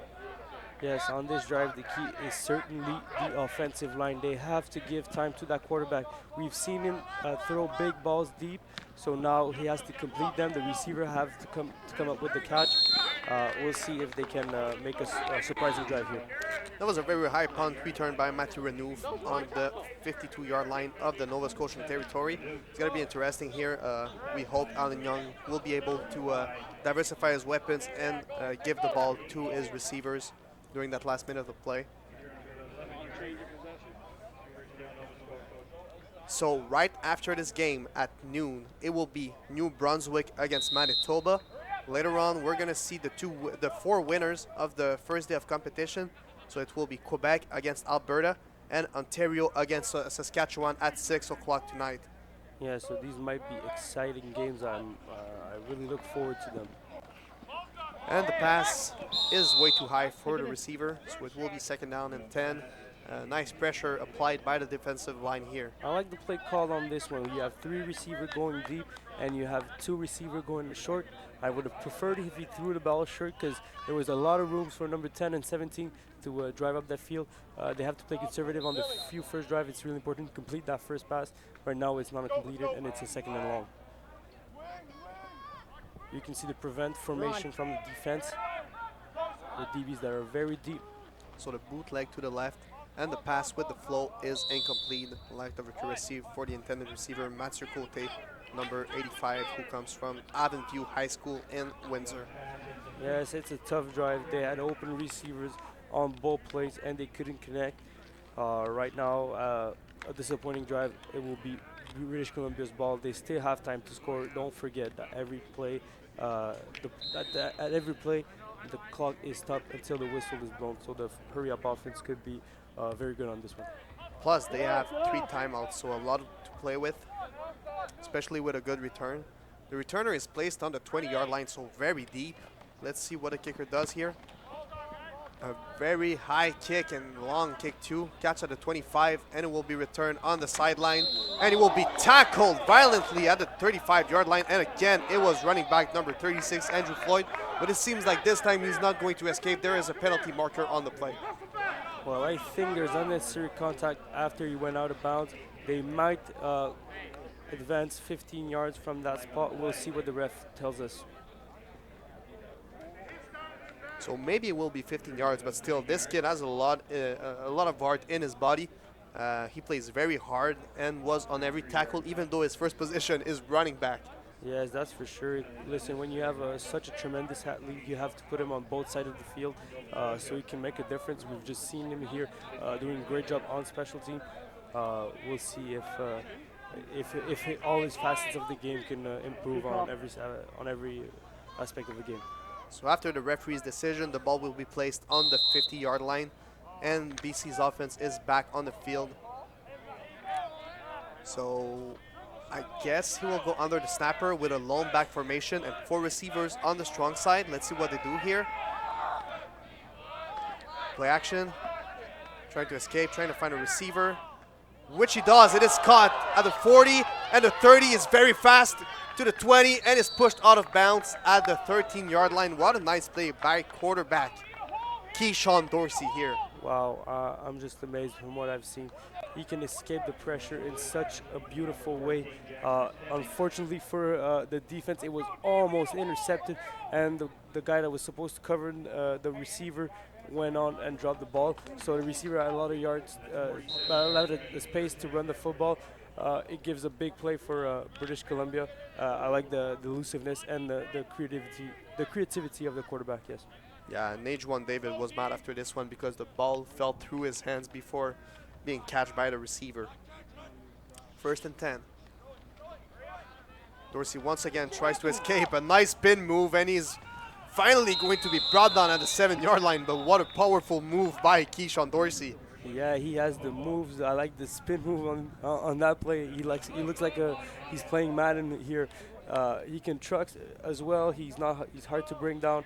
I like the effort from Keyshawn Dorsey here. I think those young people, they called it the swagger. Has he got the swagger? Yes, he has the swagger when he runs. I like his style of play. Very athletic. So there's going to be a timeout on the play. That was taken, of course, by British Columbia with only 3.4 seconds remaining in the 2nd quarter, and looks like Coach Phil Pott will bring his field goal unit on the field. So smart decision here. They're going to attempt for 3 more points. And there's also this other Canadian rule, the Rouge, which is a single point if you miss your field goal. So I guess they're pretty sure to score points here. Yes, that's for sure. As long as even if the kicker is not accurate, if he has a strong left leg, he will at least make a single point. But right now, you want that 3-point extra to make it a 2-drive game, 2-possession game. So it will be a 15-yard attempt for number 52, Liam Reed. And the kick is good. And a really important field goal to end up that quarter. There's still 3.4 seconds. We can expect a big return on the play.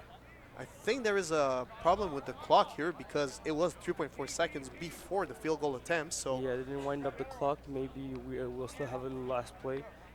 If it's not a kickoff return for a touchdown, might be the last play of the game. So if you have the ball to kick with 3.4 seconds, what do you do? Do you want to kick it as far as you can, you want to kick it short so you're sure there's no big return? If I'm the kickoff team, I want to do a pooch. So what's a pooch? It's when you kick off the ball, not at an onside kick distance, not at a deep distance, between the two, so the tackle can be made as the returner makes the reception. So you have a safe tackle to make, and he cannot broke loose with a lot of space to make his jukes. And in a certain way, it also eliminates a lot of blockers from the kickoff return team, because the kick is short and most of the players are very deep in their territory, expecting a deep kick and return. I think they want to put a knee down. Yes, that's what they will do. They just took the ball at the 35. That's an option you can do in Canadian football. And now they're just going to knee down, run down the clock, and go back to the locker room to discuss this first half of the tournament. I think they're going to call back the play because it wasn't official. You know, all the players were not on the field, and you need to wait for the referee's directives. And they finally put a knee down as the clock goes down. So it's the end of the second quarter, the first half. A well-fought first half at the advantage of BC. It is 17-7. Ladies and gentlemen, stay tuned. We will be back in about 15 minutes. Have a good break.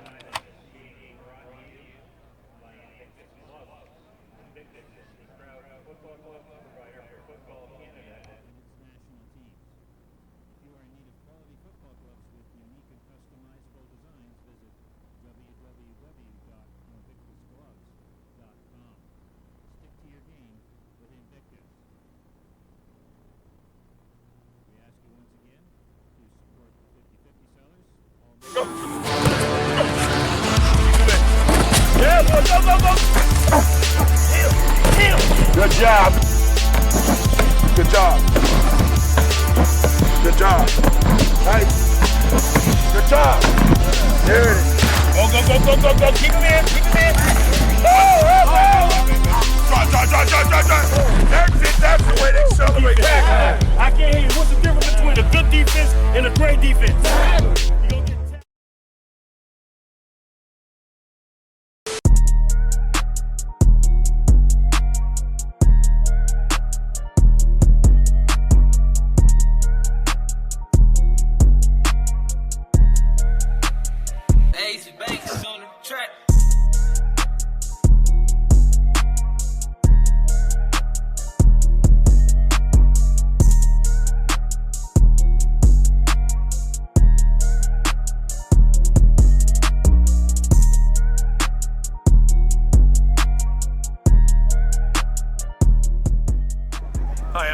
From Centennial High School in Corona, California. We use Game Breaker to flat out to keep our players safe. We love the product. It's very useful for us and everything we're doing in our off season here with spring and summer. We get a lot of value out of it. The kids feel protected. We really appreciate the D3O technology that it has and providing safety for our kids. Thank you. As a youth coach, you're asked to do it all, and Huddle is here to help. We have the tools to make every video a learning opportunity. You can add comments and drawings to any play and share those clips with players so they can see what they did well and how to improve. You can also use Huddle to connect with built-in messaging, notify the entire team of last-minute changes, request feedback, or assign tasks. Head to the field knowing everyone is on the same page. And for those moments you want to celebrate, Huddle makes it easy to create and share highlights. Build an end-of-season reel while your players customize game highlights for their personal profiles. Make this the season you coach, connect, and celebrate, all with one tool. Sign up for a free trial to see how Huddle can help you this season.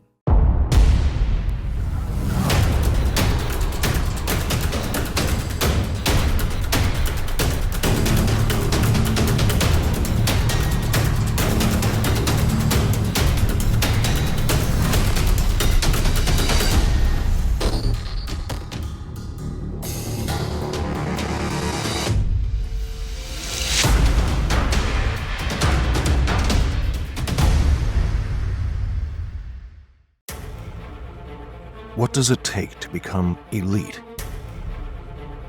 It takes more than dedication, focus, and hard work. It takes an elite-level training program. Customized, sport-specific, online.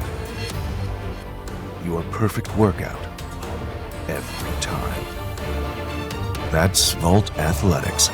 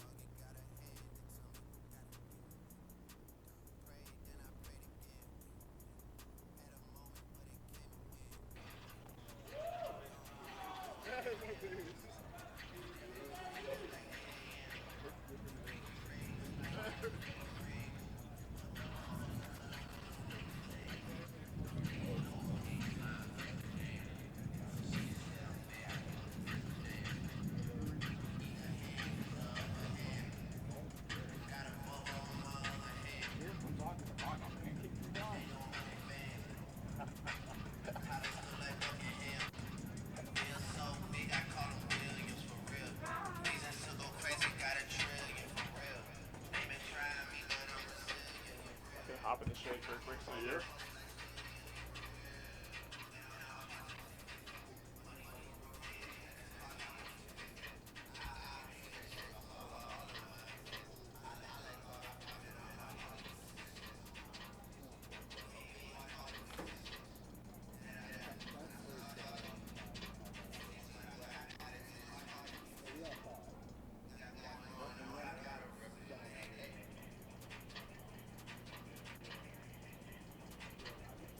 You don't got those?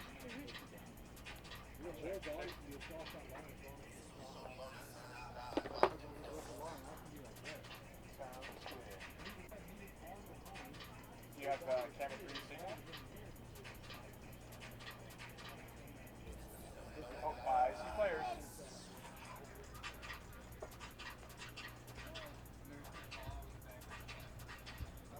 I'm ready to smack one of these BC kids up. They can't hang with any of them. And they don't nothing but prove that when they get lucky plays. They're all not for dear life with me. They scared of me. What? Welcome back, ladies and gentlemen. We're going to start the second half, and Nassim, that was a well-fought first half for both teams. Yes, that's for sure. We've seen quite a lot of penalties in this one. We want to see both teams get more discipline. I know it's been a recurring theme in this tournament, but we want a more composed game, a more ethical game. It's not necessarily some roughing penalties. It's all-around penalties, holding, offsides, too much time, miscommunication. So we have to get better team statistic. Now we have the highlights play in front of us. We had a pick six. Unfortunately, that one was called back because of a penalty. That's the type of things we were talking about.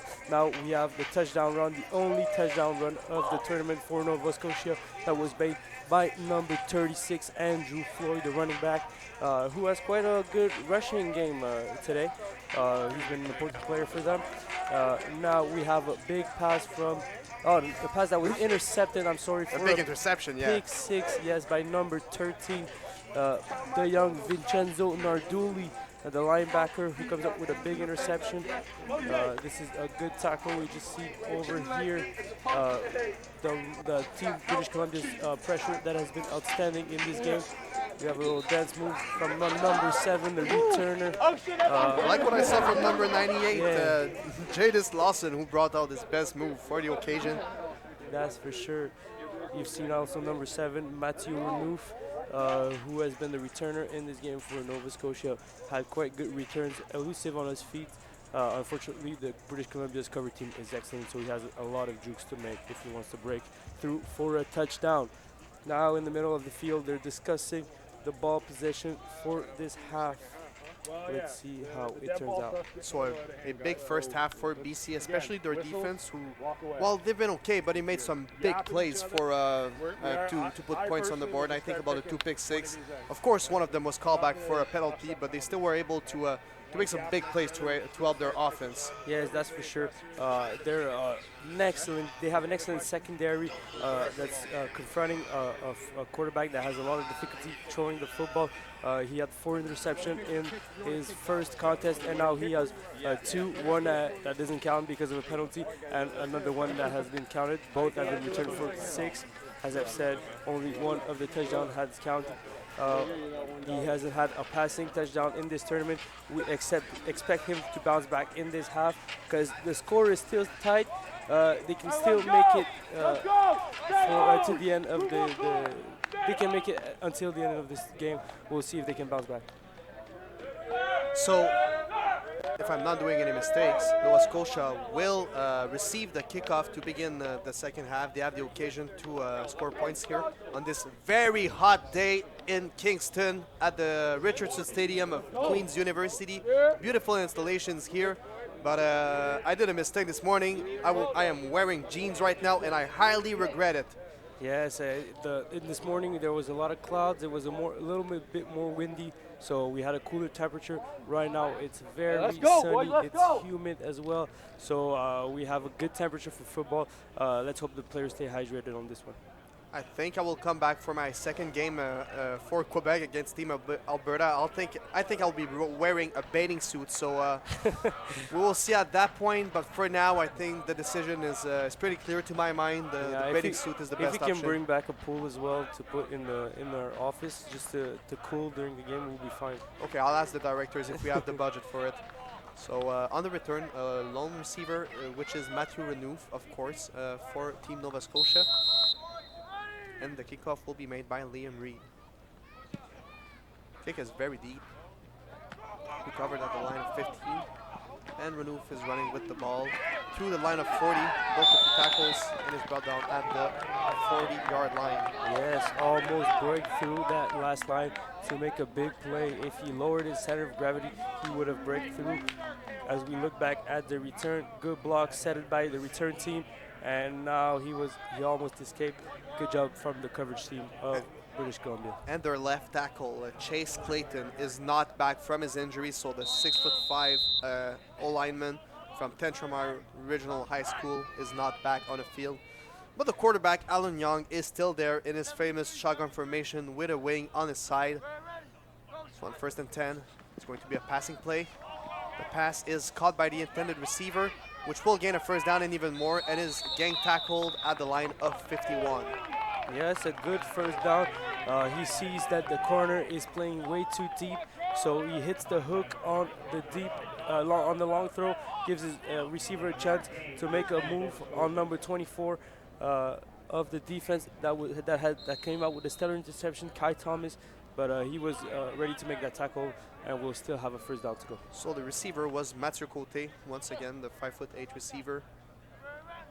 So first down, and they will run the ball with the number 36. Once again, that was Andrew Floyd, but he was brought down just after the line of scrimmage, a gain of maybe 1 or 2 yards here. Yes, excellent pressure by number 77, Caden Brown, the defensive lineman, who stopped that run real fast. Not like the fact that the offensive line has a lot of movements here. We saw a trap from the left guard, number 64. That was Joseph Asselstein. Yes, but I'm seeing a big size advantage on British Columbia's D-line, so they might have a hard time pushing back. The deep ball here, and it is caught out of bounds.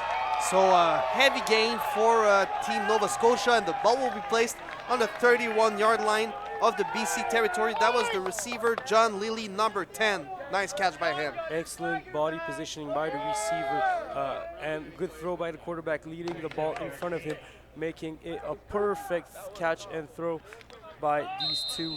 What a combination, and what a sideline catch. So that's the type of plays you expected from Nova Scotia to start this third quarter. So following the game plan will be play action and the bootleg by the quarterback, and it is thrown out of bounds. Lack of accuracy here, but there was a lot of pressure coming through him. So yeah, so even on the big gain on this play that we just saw, the pressure is relentless on the quarterback. We need a better pass protection from the O-line. Even though we used the play action, it didn't make the defense bite. I like the reaction of British Columbia's defensive unit to not bite on the run and recognize the pass as fast as possible. So a second down and 10 yards, and they're in a position to score points here. So I guess they're gonna try to push forward to it. There'll be a passing play. The ball is caught by the number 85. That was once again Mathieu Côté, and he was brought down at the 18-yard line, and that was just enough to gain another first down for Team Nova Scotia, who are now in the red zone. Yes, I like their tempo coming out of the halftime. I don't know what the coaches told the players in the locker room, but it quite worked. Right now we're seeing a good drive. Let's see if they can capitalize on their chance to score. We know we can always get to the red zone, but in the red zone you have to score. It's a really tough territory to go in. And Mathieu Côté was not a starter in the first game, but is now, and has been a very good weapon for the quarterback, Alan Young, since the beginning of the quarter. First down and 10 yards.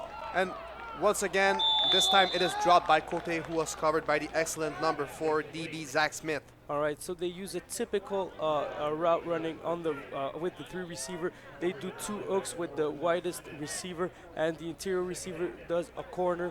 On this play, the corner was open, as you can see, in the end zone, but the quarterback played it safe. So on a play like this, Nassim, do you try to give the ball to the receiver who runs the corner here, or you try to play it safe with the hook usually? It's actually a read on the cornerback. So if the cornerback is playing it short, you throw it to the corner on top of him. But if he's playing too deep on the corner, you give it to the hook on underneath.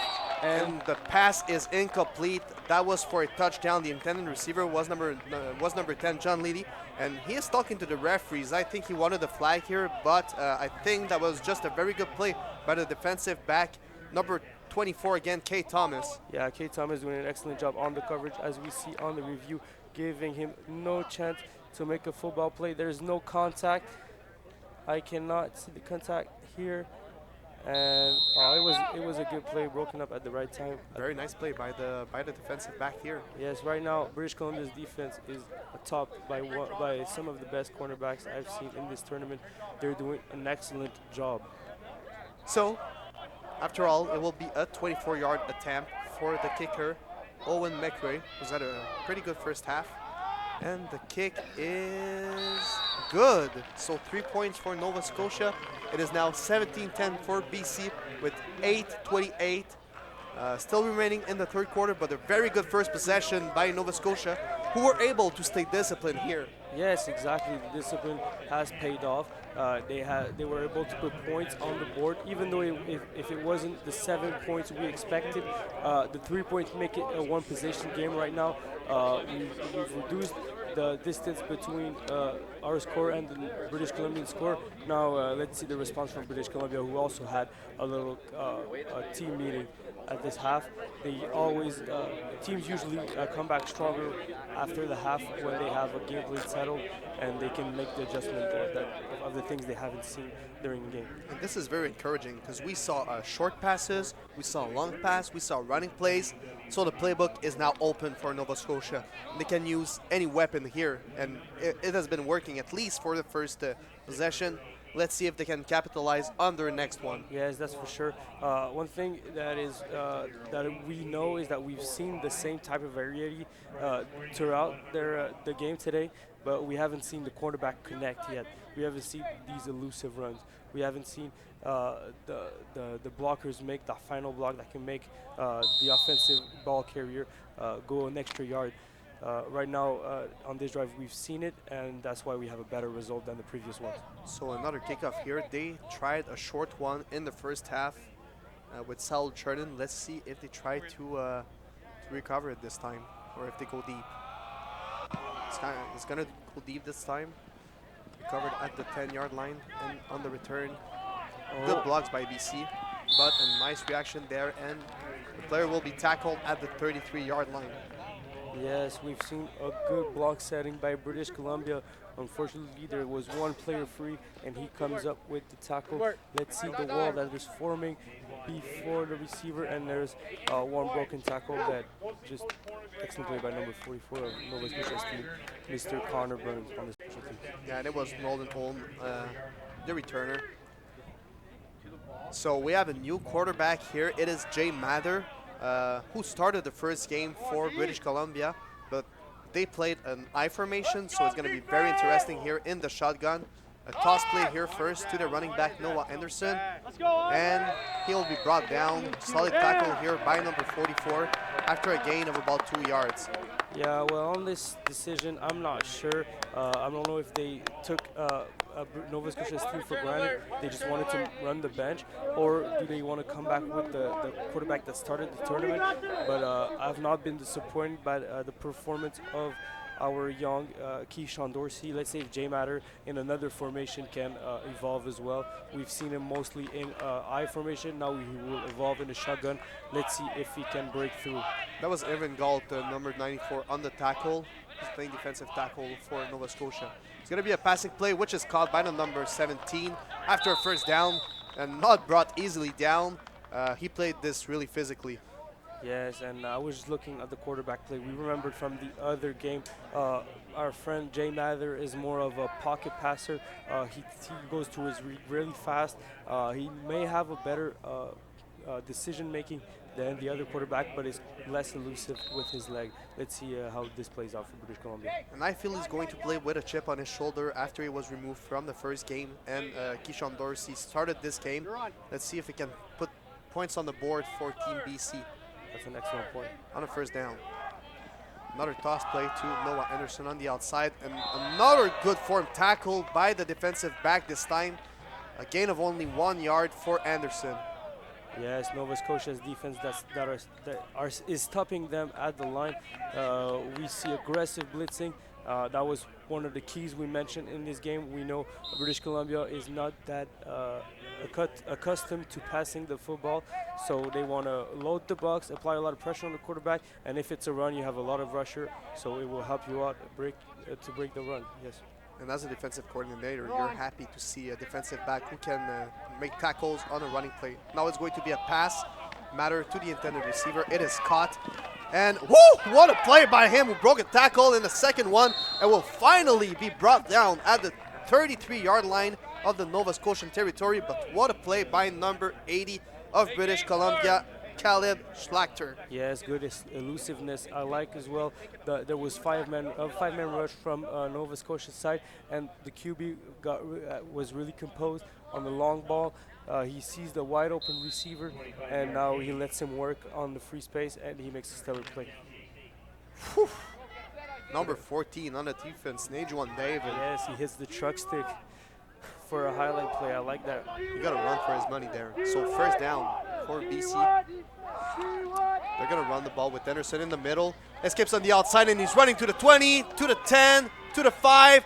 Touchdown, BC. What a nice run by number 8, Noah Anderson. Yes, have you seen his explosion at the beginning, attacking the line of scrimmage hard, knowing that his O-line is going to make the first block, trusting his men up front to make that big play. He breaks out to the second level with top speed and can gain the exterior for a nice touchdown on this one. Good job, Noah Anderson. And Coach Corey Philpott must be very proud of his running back, who really followed his block at the beginning of the play before escaping the pressure and bouncing on the outside.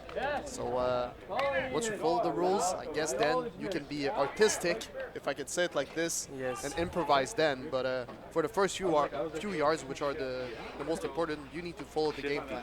So the extra point is going to be attempted by the kicker. Again, number 52, Liam Reed, and it is good.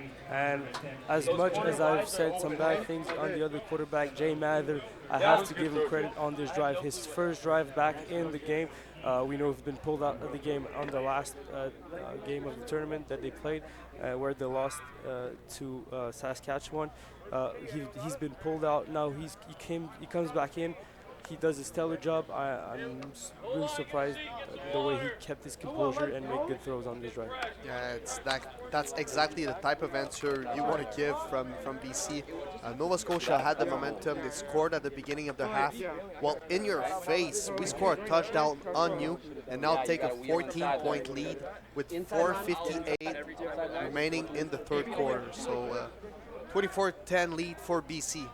Yes, but nothing's done here. We know Nova Scotia came out strong with the first drive. They only scored a field goal, but now let's see if they can break it to the touchdown line. So on the kickoff, there is still one returner at the 15-yard line on the short side of the field, but there is another returner on the 25. I think it's number 17 there, Cherokee Robinson. But the ball is going to be returned by Matthew Renouf. Great blocks there, trying to escape the pressure, and still on his feet and pushed out of bounds at the 42-yard line. A very encouraging return from Matthew Renouf. Yes, he might not be the fastest returner in the tournament, but his elusiveness, the way he chooses to follow his block, is very priceless. You see, he gives the time to set the block for the guy in front of him. He makes the defender commit in a position, so he makes it easier for his block in front of him and can give him the few extra yards, even though the return doesn't seem to be great at the beginning.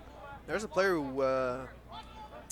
was injured on the play. That was number 44, Easton Schmollen. He's playing the role of fullback for Team Ontario. Very important on a run-based offense. the fake jet sweep, and the handoff to the running back, number 36, who else than Andrew Floyd. Yeah, it's good pressure on the line by British Columbia's defensive team. Gang tackle by number 52 and number 45. I'll give you their name. Their name is Sharon Davis and Liam Reed. Excellent job on this defensive possession. Yeah, a lone yard gain, and it's going to be second and long, 9 yards to go. Now Floyd will be lined up as a receiver with 4 receivers on the strong side. It's going to be interesting to see what the quarterback, Alan Young, does here. Yeah, as you can see, I think the defense is going on man-to-man here. And the pass is completed to number 10. Will be tackled. I think he just got enough. Nope, he's going to be 1 yard short of the first down. So do you go there with 1 yard to go, or do you punt the ball? Yes, I might have to go with the QB sneak. Maybe, no, let me take that back. There's a bigger defensive lineman on this side, on British Columbia side. I wouldn't go with the quarterback sneak. It's a 4 yard. I would maybe go with a running play. Let's see what they come up with, but I will definitely leave the offense on the field. So yes, they're going to go for it. They listen to you on the third down. Let's see if they do a QB sneak. Let's go offense. Or a running play. If he lines up well, it's a tough one. We need an excellent push from the O-line because we know that British Columbia's defense is very big. So Young pushes and gets enough for the first down. Good job, good push by the O-line on the QB sneak. It's all an offensive lineman job. They did an excellent one. It sure helps them having that 1 yard advantage because we're playing in a Canadian football system. But it was an excellent push and good job of the quarterback. The quarterback is pretty big at 6'3" and 190 pounds, so very hard to move. So that was just enough for the first down and 10 yards. They're gonna run the ball on the outside as the running back Floyd again. A nice run between the tackle and the receiver, and a 9 yard gain. Good job.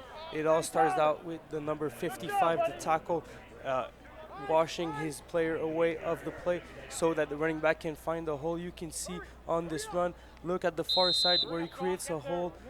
The defensive end is late and it gives up a big gain for the running back.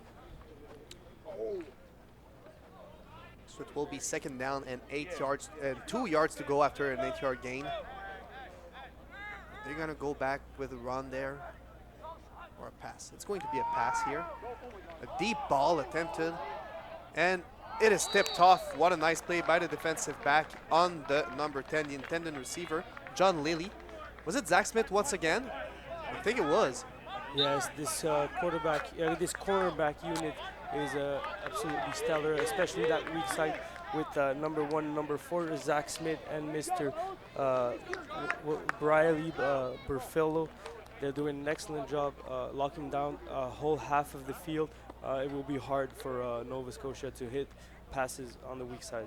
Zach Smith is not a big guy, standing at 5'9", but he's playing very hard on the ball with tight coverages on the receiver, so it's very hard for them to catch the ball when you are locked down like this. It's going to be interesting if they try once again to pass on him for the rest of the game, because he's been playing very good.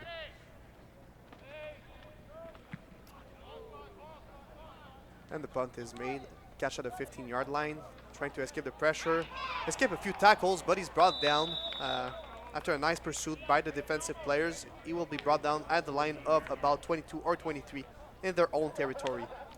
All right, so right now for British Columbia, it's the time to take the game away from the hands of Nova Scotia. If you can have a scoring drive on this one, you can sure make it out of reach for Nova Scotia. Let's see how they take advantage of this opportunity right here. So Jay Mather is back on the field at the quarterback position with a single running back, which is Noah Anderson, and 5 receivers. Seems like they're gonna pass, bubble pass to the receiver. Makes a few moves, escapes the tackle, and a fumble there. It is recovered. There's a penalty marker on the play.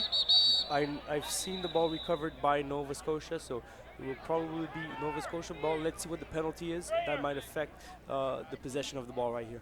Yeah, the penalty came around 10 yards behind the line of scrimmage. So we're gonna see if the penalty is against Nova Scotia, maybe a pass interference or a personal foul there.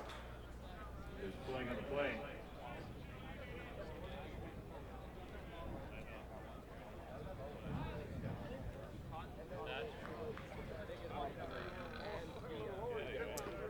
So, official's decision is a penalty against Nova Scotia. So once again, a big play that is cut off. An unnecessary roughness. So let's see for that ball possession what happens on that play. We got a few nice blocks from the receivers here, and I think then the receiver tried to cut in, and that's when he loses the ball. Nice job by number 21 stripping that football. Let's see. And then he jumps back. I think it's number 44 that came out with the ball. Excellent job on that tackle. Number 21, Jace McDonald with very good DB instincts, stripping that ball away. Unfortunately, they have a roughing penalty. And the call was ball recovered by British Columbia, so it will be British Columbia ball 15 yards deeper in their territory. And a run by Anderson against a very powerful running back. And there is a penalty marker once again late after the play. The receiver for the play before was Terrell Jones. He did a nice play, but sadly fumbled the ball for Team BC. Yes, that's the bad side. When you try to do jukes all around, you kind of lose the mental aspect about protecting the football. And right now we've seen it, but excellent play of excellent awareness by number 21 of breaking out, taking out that football. And the penalty is against BC, so they are going to back up. 10-yard penalty, and the first down will remain. So it was probably a holding penalty on that play. That it is a first and 20. We know in Canadian football that is very hard to come out of. It's surely a big distance to cover in 2 downs. They have to complete or make a big run on this first drive. So first and 20. They're going to pass the ball, of course, here. And the pass is completed to number 10 in the middle of the field. Escaped one tackle and is finally brought down after a gain of 20 yards. And I think this is going to be enough for the first down. So a very nice play by Team BC here. Yes, good job of the receiver sitting at his position between the linebacker and the safety, having a wide open spot and having a good reception for 20 yards and first down. Excellent play. So with 7 seconds and the clock running down, I think this is going to be the last play of the third quarter. So let's see if they can have some sparkles here. So the quarterback is lining under his center. But we still have 5 receivers. And they're going to hand the ball off to Noah Anderson. He's brought down. Nice tackle by the defensive player here. I think it's number 25, Riley Corner. Yes. So this was the last play of the third quarter. The score 24-10 for Team BC. They are rolling down and they have possession of the ball in Nova Scotian territory. So let's see if they can add more points here. Well, it will sure be an exclamation point in this game. If they can score right away, it will cut the air under the Nova Scotians team feet. We'll see if they can. Fourth quarter is being brought to you by Old Pro Men's Yard. Was that a translation of the Francophone expression? Yes, sorry about that. My mother language is French, so I'm used to French expressions, and sometimes you don't translate in English. So. So, as you could figure it out, we will also broadcast the game of Team Quebec later on, and we'll do a bilingual animation. We know it's pretty special to hear a bilingual description, but it's been good so far with the excellent John Urban with the English description here. So yes, you'll see him around through the day. He'll be broadcasting the 3 other games later. You'll see a little bit of me and a little bit of Mathieu again in these other games, but it will feature as well Urbanowicz, our good friend. But for now on, we still got our first game to play. So beginning of the fourth quarter, a deep pass attempted for number 2, and it is caught on the sideline. What a nice catch by number 2, Terrell Jones. Well, it's been quite a silent night from Terrell Jones, but right now he's making a brilliant catch to make his team go further in Nova Scotia territory. They just have 30 yards to go for the touchdown. It's looking good right now for Jay Mather and his new arrival to the game. Yeah, that was a 24-yard pass, a very nice pass from Mather to Jones. So they are now at the line of 26 of Nova Scotia. Yes, I feel like we're seeing completely different Jay Mather. He's composed in his pocket and he's doing good decisions. Right now, I like his play style. So the ball carrier is tackled after a gain of 5 yards. Nice run here to gain a few yards to give a little more space to your quarterback, maybe completing a pass play on the next down. And I just want to give a shout out to a very special player on the British Columbia side. He's an O-line, Jackson McEwen, number 55, who was playing with the red helmet at right tackle position. He's been doing an excellent job pass blocking and run blocking in this game. He's been quite aggressive. If you have the chance to see him play, look at him. We see him on the screen, number 55. Look at how aggressive and how physical he is on his blocks. You are right. And on 2nd down and 5 with 2 running backs, it will be a passing play, another deep pass attempt from Mather. And this time it is caught for a touchdown. What a nice pass. Well, what a controversial no call by the referee. There was clear push off on number 21, who was absolutely upset on the play. There's no flag penalties that are thrown, so it will be a touchdown. I'm quite shocked by what I see. Maybe Nova Scotia is a little disappointed on this one. I'm sorry for them, but it will be a touchdown, British Columbia. And I see a few coaches on the Nova Scotian side who are not happy about the non-call from the referees. That was a push-off, I think, an offensive pass interference. Well, we can see clearly on the replay. You cannot do that in such a game where you called every penalties right, and now you do this. You take the game away from Nova Scotia in such an unfortunate manner. Well, it's going to be a contested penalty in this tournament. Nonetheless, a 25-yard touchdown pass from Jay Mather to his receiver, Nolan Holmes, so a nice reception by him. And yes, it's very hard for the referees because they do not have the replays like we do, so it's easier to judge than to be there and actually making the right call. So we will excuse them, but still we can understand the frustration on the Nova Scotia side. Yes, and we know it's been quite a hot topic in the NFL this year. We've seen, everyone knows the game of the Rams against the Saints in this playoff NFC final. Was it the final? NFC final, I think. Yeah, it was the NFC finals, final championship, and there was this huge no flag on pass interference. And now they made a whole rule where the coaches can review the plays just because of that, and they can throw their flags to review a pass interference now. So maybe we'll see it one day in the Canada Football Cup, but I think we'll have to wait a few years for that. And I feel like it's weird because we brought the cameras and the replays, so there would be no more controversy. And I feel like since they brought up the replays, there's just more controversy. That's for sure, because when you have the replay, you can see if there wasn't holding on the backside of the play that no one saw or everything. So there's more access to every information that is going on in this game. So it's easier to see all the flags that could have been called and all the flags that have not been called. So it makes the job quite harder for the ref. But they're doing a good job in this tournament, except from this play. The ball was returned by Matthew Renouf at the line of 41. And yes, they worked a lot. They definitely earned their paycheck because there has been a lot of penalties and lack of discipline here in this tournament. But it's normal because teams don't have a lot of time to prepare.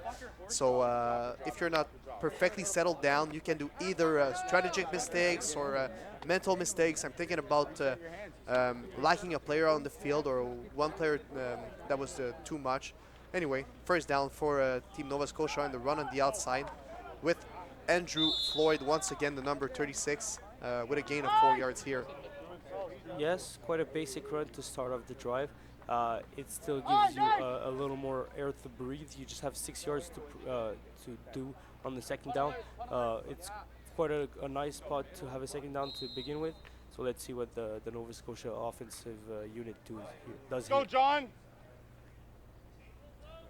And on second down, I think we can expect a passing play since it was their bread and butter since the beginning of the game.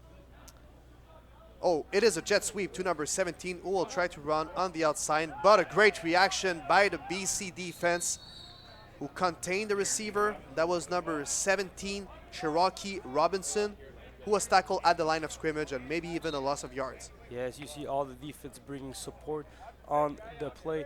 The defensive end is not letting him cut back inside, and then the halfback does an excellent play, number 1, that has been stellar all whole game long. Riley Burfello comes up with the tackle. Yeah, so it's a 1 yard loss, and guess what? Nova Scotia is going to have to punt once again with 9:11 left in the fourth quarter, I'm sorry. Well, I think they're going to go for it. Is it? Oh, no, it's a punt. It's a punt.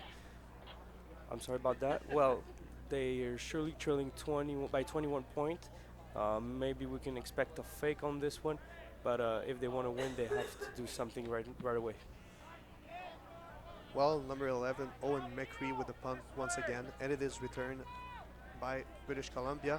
Nice broken tackle, nice effort there by the number 10, the returner, Caden Danbrook. Yes, and good job of holding on to that tackle by number 8, Daquan Downey, the running back, who's quite in good shape for his age. 6 foot tall, 215 pounds. He's a power back that has great defensive ability as well. We see him playing linebacker in this game because he's not having as much help as he was at the running back position. But hey, if you can make a difference on the defense, why not put you here as well? I feel like it might be a mistake because I've seen him lined up as the middle linebacker for the whole game, and at 6 foot 215 pounds, that would be a heavy running back. So it's not a surprise to see him on the defensive side of the ball, and he's made some very good plays since the beginning of the game. As Jay Mather comes back on the field and breaks the huddle for the first down for BC, the ball is spotted at the 38-yard line. So he will go in a under the snapper formation with a lone back and 3 receivers on the strong side, but there is a penalty marker on the play. They took too much time to put the ball in play. I feel like even though the game might be too far deep for Nova Scotia to come back, I think it's an important drive for Jay Mather on this one. If he can score on that drive, it makes him a clear number 1 option for the rest of the tournament. He has to capitalize on this one if he wants to gain his starting job against Keyshawn Dorsey. I know there's a hot battle going on right here. So this is a 5-yard penalty, and it will be first down and 15 from the line of 33. The snap. It's going to be a passing play. A nice catch by number 2. Will try to escape a few tackles, but is brought down at the line of 45. That was Terrell Jones, the wide receiver. Exactly. What a composed decision. Takes his time, see the rush, is not stressed out, and throws at the last minute to hit a wide open receiver. Good composure by Jay Mather on this one. There was a free defensive lineman that was running to Jay Mather, but I think that was the purpose, to release one more receiver to give an option to the quarterback. Yes, I think it's an option play, so if the pressure is too close to the quarterback, he just dumped it to the short running back, but now he saw the wide open receiver, so he threw it to him. Good analysis here, Nassim. So on the second down and short, the pass is completed. That was a floating ball, but it's completed to the number 80, Caleb Schlachter. Yes, and I'm going to give a hard time to number 21, Jace McDonald on this one. When it's that close in the game, you have to be more aggressive on the football. Looked a little lost, didn't know where his receiver was. You have to close these plays down. It's a long throw. You have to make the interception on that one. So another first down for BC. We've been very good since the beginning of the second half, very solid. The ball is spotted at the line of 50 on the first down.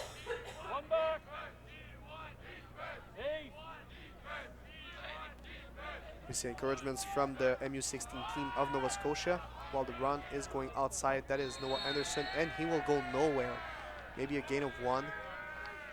Yes, I see a good performance by Nova Scotia's defense. There are a few breakdowns that led to touchdowns, but overall they're pressing the quarterback and the running back as hard as they can. They don't want to lose this game. They're showing great character right now. I like it. I like it a lot. That was a nice play by Isaiah Ward, their weak side linebacker, who was able to keep the contain on that play and push the running back out of bounds. And you cannot run after you go out of bounds. So this will be second down and 9 yards to go for BC. Nice to know. Thank you, Mathieu. Always useful comments. So on the second down, it will be a passing play here, protection from the running back. And there was a push off, and the pass is incomplete. No penalty markers on the play, I think. So it will be third down BC. Well, I think they cut some slack for that other pass they didn't call in the end zone. would have been maybe a pass interference on this one, but it was a good throw. He gave the receiver a chance. Maybe it was a little underneath him, but look, sometimes stuff like this happen. We cannot be perfect in the passing game as well. So a good drive, nevertheless, for. And yes, British it's always hard when you're a referee and the ball is so far away from the receiver, but there might be a penalty. It's very hard to say, okay, was the ball too far away to call a penalty, or should I call it? So good reaction here by the referee. The ball is caught at the 20-yard line, a very good punt. Yes, and you were talking about refereeing. When there's penalties like unnecessary roughness, pass interference, it's so up to judgment of the referee. You cannot have specific rules. Yes, you have rules, but they're large. You can have interpretation of the rules. So that's what makes a lot of controversy in this sport.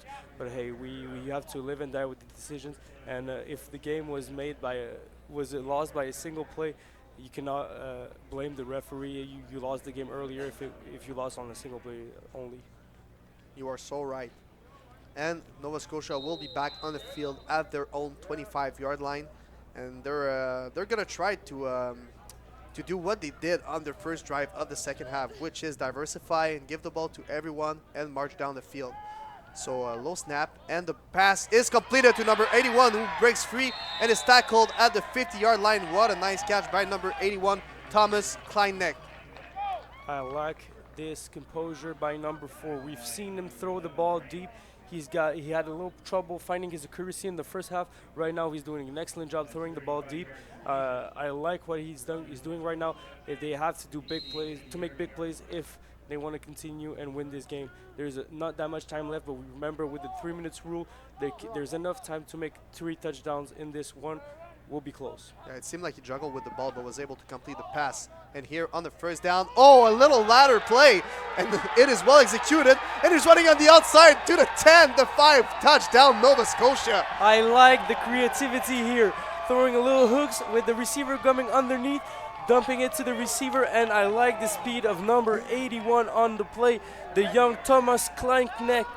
What a play on this one. Nice speed. I like it all the way around. Good job by the Nova Scotia's coaching staff of calling an excellent play like this. Very good execution also by number 85, Mathieu Côté. Those passes are not easy to make. A lateral pass, very good concentration here. He makes the block on the number 21, and then the number 81, Thomas Kleinneck, made a nice play, bursting down to the touchdown for Nova Scotia. And I see Nassim next to me. He's having a big smile on his face. Those are the type of plays you want to see from a team that's trailing 31-16 now. Yes, you're trailing in this tournament. You have to make a big play to change the order of the game. It's a very tough play to execute. I like the effort on this one. I'm amazed by what I've seen. Nice job, man. That's your drive. All right, good work. I didn't either. They might come up short here with only 4:31 remaining. They're gonna have to pray for the football gods to help them if they expect to win. But at least I see a lot of positivity on the sideline of the Nova Scotia side. Well, I don't want to sell anything out, but expect a short kick either on this drive or the next kickoff if they can make it again to the end zone. If I was them, I would use it right away. They're only having 5 men at the line of scrimmage. Defending the short kick would be a great time. We know they execute it well. We've seen them recover it earlier in the game. Unfortunately, there was a penalty, so it was canceled. But you can make something out of nothing in this game, yes. Yeah, and I think they listened to you, Nassim. They now brought 2 guys at the line, their own line of 42 to recover maybe a short kick. Nova Scotia still has their spectacular bunch formation before the kickoff. Yes, you're not showing the position of your players right away. Now you have an unbalanced kickoff formation with 4 guys on the weak side and 7 on the strong side. Let's see the decision. It's a short kick. And let's see if they recover. He just has to tip it out of bounds. That was not good, and he goes out of bounds. Yes, you said it. In Canadian football, the receiver only has to tap the ball out of bounds for it to be a possession. He doesn't have to take full control of the ball. but Yes, it's the same way on fumble. It's called the last touch rule. So the last player that touches the ball, his team recovers it. So he only had to touch the ball on this play. Unfortunately, he was kicked too deep. But well executed play by British Columbia. There was just the finishing touch that was missing. that was so close. And once again, it was the receiver Saul Shernan who was intended to recover the ball here, and that was so close, just a little too long. So British Columbia is going to have a juicy position on the field. They are at their own 54. Yes, but I have full faith in that Nova Scotia defense. They came out big. Expect running plays right now from British Columbia because we know they want to milk down that clock, and that's the best way to milk down that clock is to make big runs. So let's see if they can run the ball here. And they are running the ball here. A nice run on the outside by the ball carrier, who will get the first down, and the ball will be placed at the 44-yard line. I'm sorry, in the Nova Scotia territory. Yes, and we're seeing a brand new running back that has quite a lot of elusiveness. I can't see his number. I think it's number 80. If I'm right, we'll tell you 33, a little bit. I think. 33 maybe. Andy Ofosuhin, a running back standing at 5'9", 178 pounds from WJ Muat Secondary in Abbotsford. Well, good job of that young running back starting the game with a big run. Excellent job. And I'm surprised I didn't see Christian Carlin Diaz, who's been the MVP of the last game. Wow. Ofosuhin has been tackled behind the line of scrimmage. What a good job by Connor Burns, the linebacker, blitzing and having a tackle for loss, a huge tackle for loss of 5 yards. Let's see the blitz on this one. He's already in the face of the running back. Yes, and it was Good also job. number 40 behind the line of scrimmage, so a Yes. very good penetration from Team Nova Scotia here. Exactly, we're seeing a lot of movement on the line, a lot of crossing blitz, a lot of stunts, like we like to call them. Good job by this Nova Scotia's defense and play calling defensive coordinator. Now we have a 2nd and 14. That's quite important in this game. Yeah, 2nd and 14, the shotgun formation. It's going to be a passing play. And he tries to pass, nearly intercepted. The ball was tipped, and that was a very dangerous pass from the quarterback, Jay Mather. And it was dropped by number 38, John Scholes. You have to make those plays if you want to come back in the game. But right now, they forced British Columbia to punt the football, and we can still expect some big plays. There's 2 minutes 45 left in this game. Don't be amazed if we see a big play from Nova Scotia.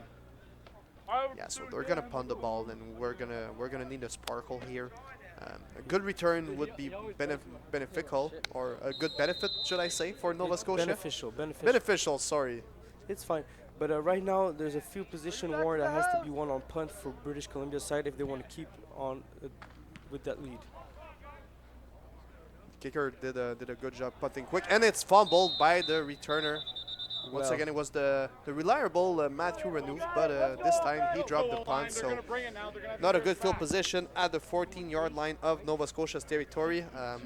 So quarterback Alan Young is going to have to do a great job here if he wants to orchestrate a comeback. And not just a great job, an excellent job, because British Columbia is expecting the deep ball. They will play prevent defense, so you might see a lot of DBs very far away from the line of scrimmage because they're expecting a deep ball. They're giving away all the short yardage to British Columbia, who has 2 touchdowns to score to make it back in this game. Expect a little flea flicker, like maybe, or a ladder play like we saw in the touchdown drive.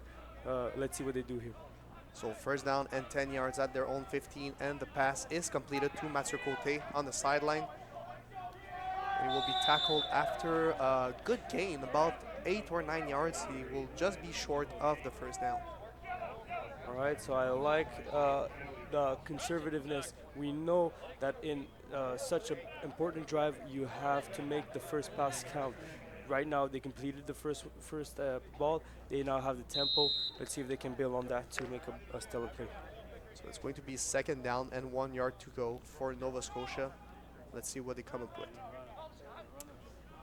It's going to be another pass and completed to number 17, who smartly gets out of bounds. That was once again Cherokee Robinson. Yes, and the coaches from Nova Scotia side are very disappointed. They wanted a flag for a late hit on that play, but it won't happen. We still have Great decision by the receiver, goes out of bounds to stop the clock, even though the whistle is blown. So let's see what they do next. So with a first down, 4 receivers, especially the dangerous Andrew Floyd on the strong side. Right there, ball, And the pass is too long for the intended receiver. Maybe a lack of communication because receiver number 10, John Lady, is still looking for the ball. So well, they tried the fade with number 10, but good control of the DB number 4, Zach Smith, who pushes the receiver outside on the outside and forces him to be a little off with the ball. Good press from him. So an important play here, second down and 10 yards to go. There is a lone receiver on the strong side and 4 receivers on the weak side. Another passing play, looks to his left. And the pass is just too short for Shiraki Robinson. It's now going to be third down and 10 yards, and Nassim, they're going to have to go for it, I think. Yes, they don't have any choices here. There's so few time left on the clock. It's turn and 10, you have to complete it. Expect a safe play. They would maybe try to hit it just at the line of first down. We'll see what's the decision of Nova Scotia's offensive coordinator here. And there is a whistle. There is a timeout called by BC. They want to discuss their strategy. Oh, they were missing a player. And it's not time for them to do a mental mistake like this. Exactly. Now you give an extra timeout to the Nova Scotia side. They have time to discuss a play on such an important drive. This would have been the play of the game. I expect more focus from that Nova Scotia's defense, from that British Columbian defense. So after this broadcast, it is not over because we have 3 other football games today at this NU18 Canada Cup at noon. New Brunswick will play Manitoba. At 3 p.m., it will be Alberta against Quebec. Alberta eliminated Team Quebec last year on their own field, going to in the semifinals again. So it's going to be revenge time for payback time for Team Quebec against Alberta. And at 6 p.m., Saskatchewan will face Team Ontario. Yes, we have quite some great matchups going in the winners round. I can't wait for this 3 and 6 p.m. game. Tune in, it will be awesome. So third down and 10. Ball comes down to this play. The quarterback drop backs, good pressure, he's going to escape. And he's going to make a nice pass to Mathieu Côté, the number 85. What a nice play by the QB. But there are penalty markers on the play. I think the quarterback made a pass after he passed the line of scrimmage. Yes, that might be the penalty. Will be unfortunate because it's a loss of down and it's the end of the game. It was thrown at the 30-yard line. No, he was safe. I'm not sure. I think he was behind the line of 30. So we're going to see what the penalty is on here. The replay, he looks good. Let's see what was the call. They're going to discuss the call here because I'm not sure. I don't think it was a pass after he passed the line of scrimmage. So their call is offside. Take it back. Against Team Nova Scotia, and there seems to be another penalty. Take him back, take him back, take him back, take him back. Corbin, take him back, take him back. Wow. So there's an ineligible receiver downfield. Take him back, Corbin. So might be a no line that went in the mid zone and was too deep downfield, not blocking anyone. So that could be an illegal receiver downfield. Well, that is very unfortunate. Yes, that's for sure. I just want to know if they can decline the penalty or if the down will be repeated. Let's see the decision on the play.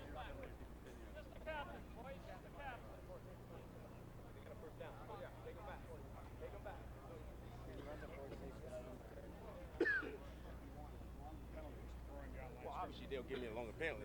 The refs ain't gonna go. So they still have a meeting here. Want the longer penalty to take Looks him back. like there's some controversy, or at least okay, then well, we're not all on the same page. I think they want to make sure what are the rules because you have 2 penalties that are not offsetting, they're adding. Maybe you can decline one and just cancel it down. That's what I think they're reviewing. Maybe there's a way for British Columbia to just cancel both penalties and just retake the ball. Well, let's see. But in the first place, the pass was completed to Mathieu Côté for first down. So I don't know how this will affect the possession. So the first penalty is declined. and this one will be applied, and the third down will be repeated for Team Nova Scotia. So third down will be There we go. So repeated. third down. Here we go. And I think they will go back a few yards. And once again, that is very unfortunate because it was exactly the play they were expecting, a safe pass after the first down, and now they're going to have to do it all over again. And I think it is a 10-yard penalty. So, and you know, we've talked about it at the beginning of this game. Right now in this tournament, we have a lot of penalty issues. The discipline is lacking, and now it costs a lot for British Columbia. Let's see if they can bounce back. So 3rd and 20 on important play, and the quarterback is going to be tackled, a QB sack by the defensive lineman. Nice job by number 45, Ciaran Davies, on this pass rush. He was assisted on the tackle. Let's see. No, it's number 54 and number 77. So it's Kayshawn Carter, the D-line, and we have Caden Brown, the D-line as well, gang tackling the QB for half a sack each. We have to say there was a lot of players there. There were some stunts, and they were able to apply pressure on the quarterback, who couldn't do anything. Yes, it's a 3rd and long. You just take all your DBs at the point of first down, and you can rush the quarterback with as much defender as you want. That's a strategy that's often used in 3rd and long, and right now it paid off. So 1st and 10 for Jay Mather and his offense.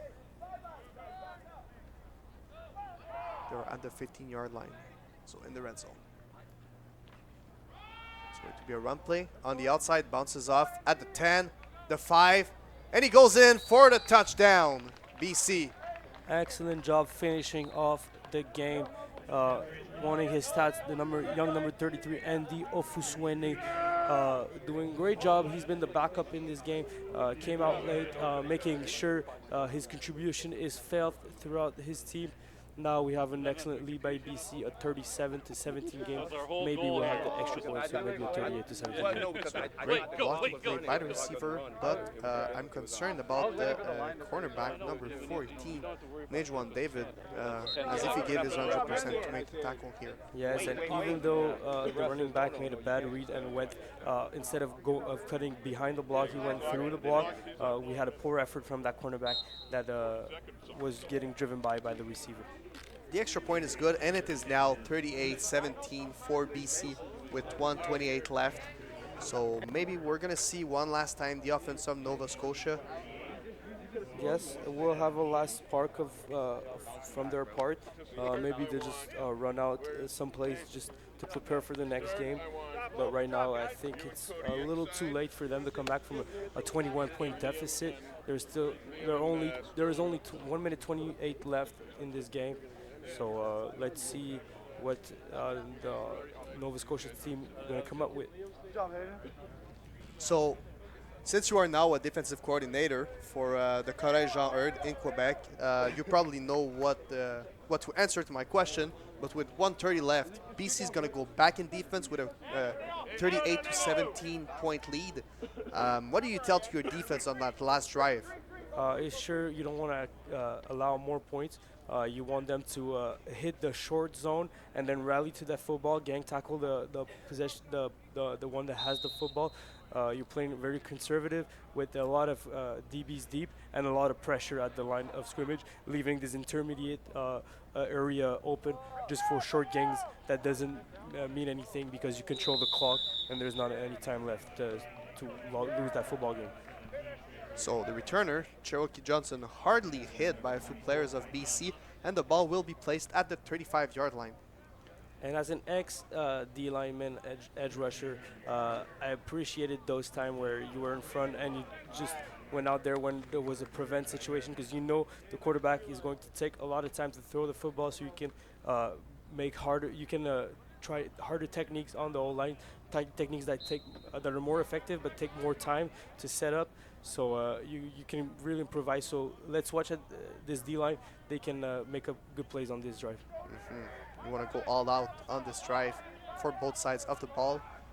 And a play action, and the pass is incomplete for the intended receiver. Nice Yeah. coverage there. A lot of pressure, and the single coverage was well executed. We saw the motion by the receiver that picked up by either the linebacker or the halfback. Good job all the way around for this British Columbia's defense. So this will be second down and 10 yards. And to sum it all from what you said from the defensive coordinator's perspective, you want to give the short gains and try to not allow the long gains. On the short pass here, number 10 catches the ball and is tackled, a high tackle by number 77. No flags on the play though, so a gain of 9 here. Exactly. So the strategy at this point of the game is just making Nova Scotia forcing the ball very short. So they have to make 1,000 plays if they want to score. And unfortunately, with the time left, you control the clock. So they will have to force it deep once at least, and you'll have all your guys waiting for that ball. You can make an interception or either bat it down and force a punt. So the initial contact was made by number 4, Zach Smith, but then Caden Brown, big man at the defensive lineman, weighing at 260 pounds, who helped on the tackle here. Yes, that's for sure. When you have D-lines that can make a relentless pursuit of the football, even though the ball is past the line of scrimmage, it's amazing for your team. Every time you get a defense that's willing to work harder to make these backside tackles, it's excellent for your unit as a whole, and you can save big plays at times. So, with 59.6 seconds, there was a timeout asked by Nova Scotia. It's third down and inches, so let's see if they go with a passing play, trying to gain more field, or if they will play it safe with a first down. The quarterback goes under the snapper, and the O-line are on a 4-point stand, so no surprise here. But I think they're going to come up short. Nice penetration there by the defensive line. Yes, again, number 77 and number 51. We're talking about Dylan Myers and, again, Caden Brown doing an excellent job just imposing their stature on that line of scrimmage, making a big play to finish off that game. Expect either a lot of knee downs or maybe just a few running plays to make down that clock and leave the field with the victory. So, to come back to your keys of the game, for BC, it was to get the passing game going, repeat the great performance on the special teams, and create turnovers since the quarterback had 4 turnovers last game. Do you think they respected the keys here? Yes, for the turnovers, absolutely. There was 2 interception returned for a touchdown, one that was unfortunately called back because of penalties. I think they executed that part well. They created turnover. 8 point of their offense was from a pick 6. If we look at the passing game going, we had Keyshawn Dorsey at the beginning of the game. That was very elusive, that could escape the pressure and gain more time and let his receiver get open for big plays. And when Jay Mather arrived, it was another style of quarterback. He was just composed in his pocket, going through his reads, making only good decisions. And now you see the score, it's 38 to 17. So a good job all around from this offense.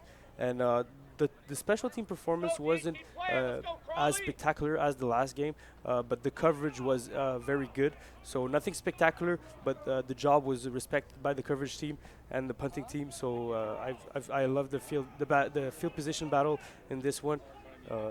They did an awesome job, yes. Oh, nice penetration there by number 94. What a hit, Ivan Galt. Wow. The helmet comes off. It's a highlight play all the way around. He wanted his extra highlight play on this game. What a job by number 94, Ivan Galt. Ivan Galt that just wanted to do more at the end of the game. Let's see his penetration on this one. And this play was brought to you in part by Huddle, which will be good on the highlight. Real tackle there. What a hit. Came out clean. Was forgotten by the blocking scheme and then makes a good, hard, solid tackle on the running back. Let's hope he's healthy.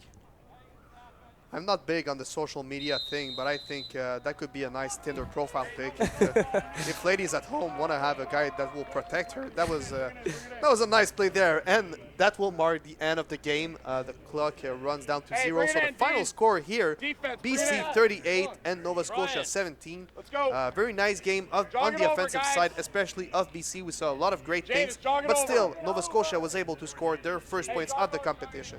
Yeah, well, maybe the score isn't showing off the good performance that we've seen from Nova Scotia in this game. I like their character all the way around. They never quit on that game, even though British Columbia is a bigger province with a lot of more players to choose from.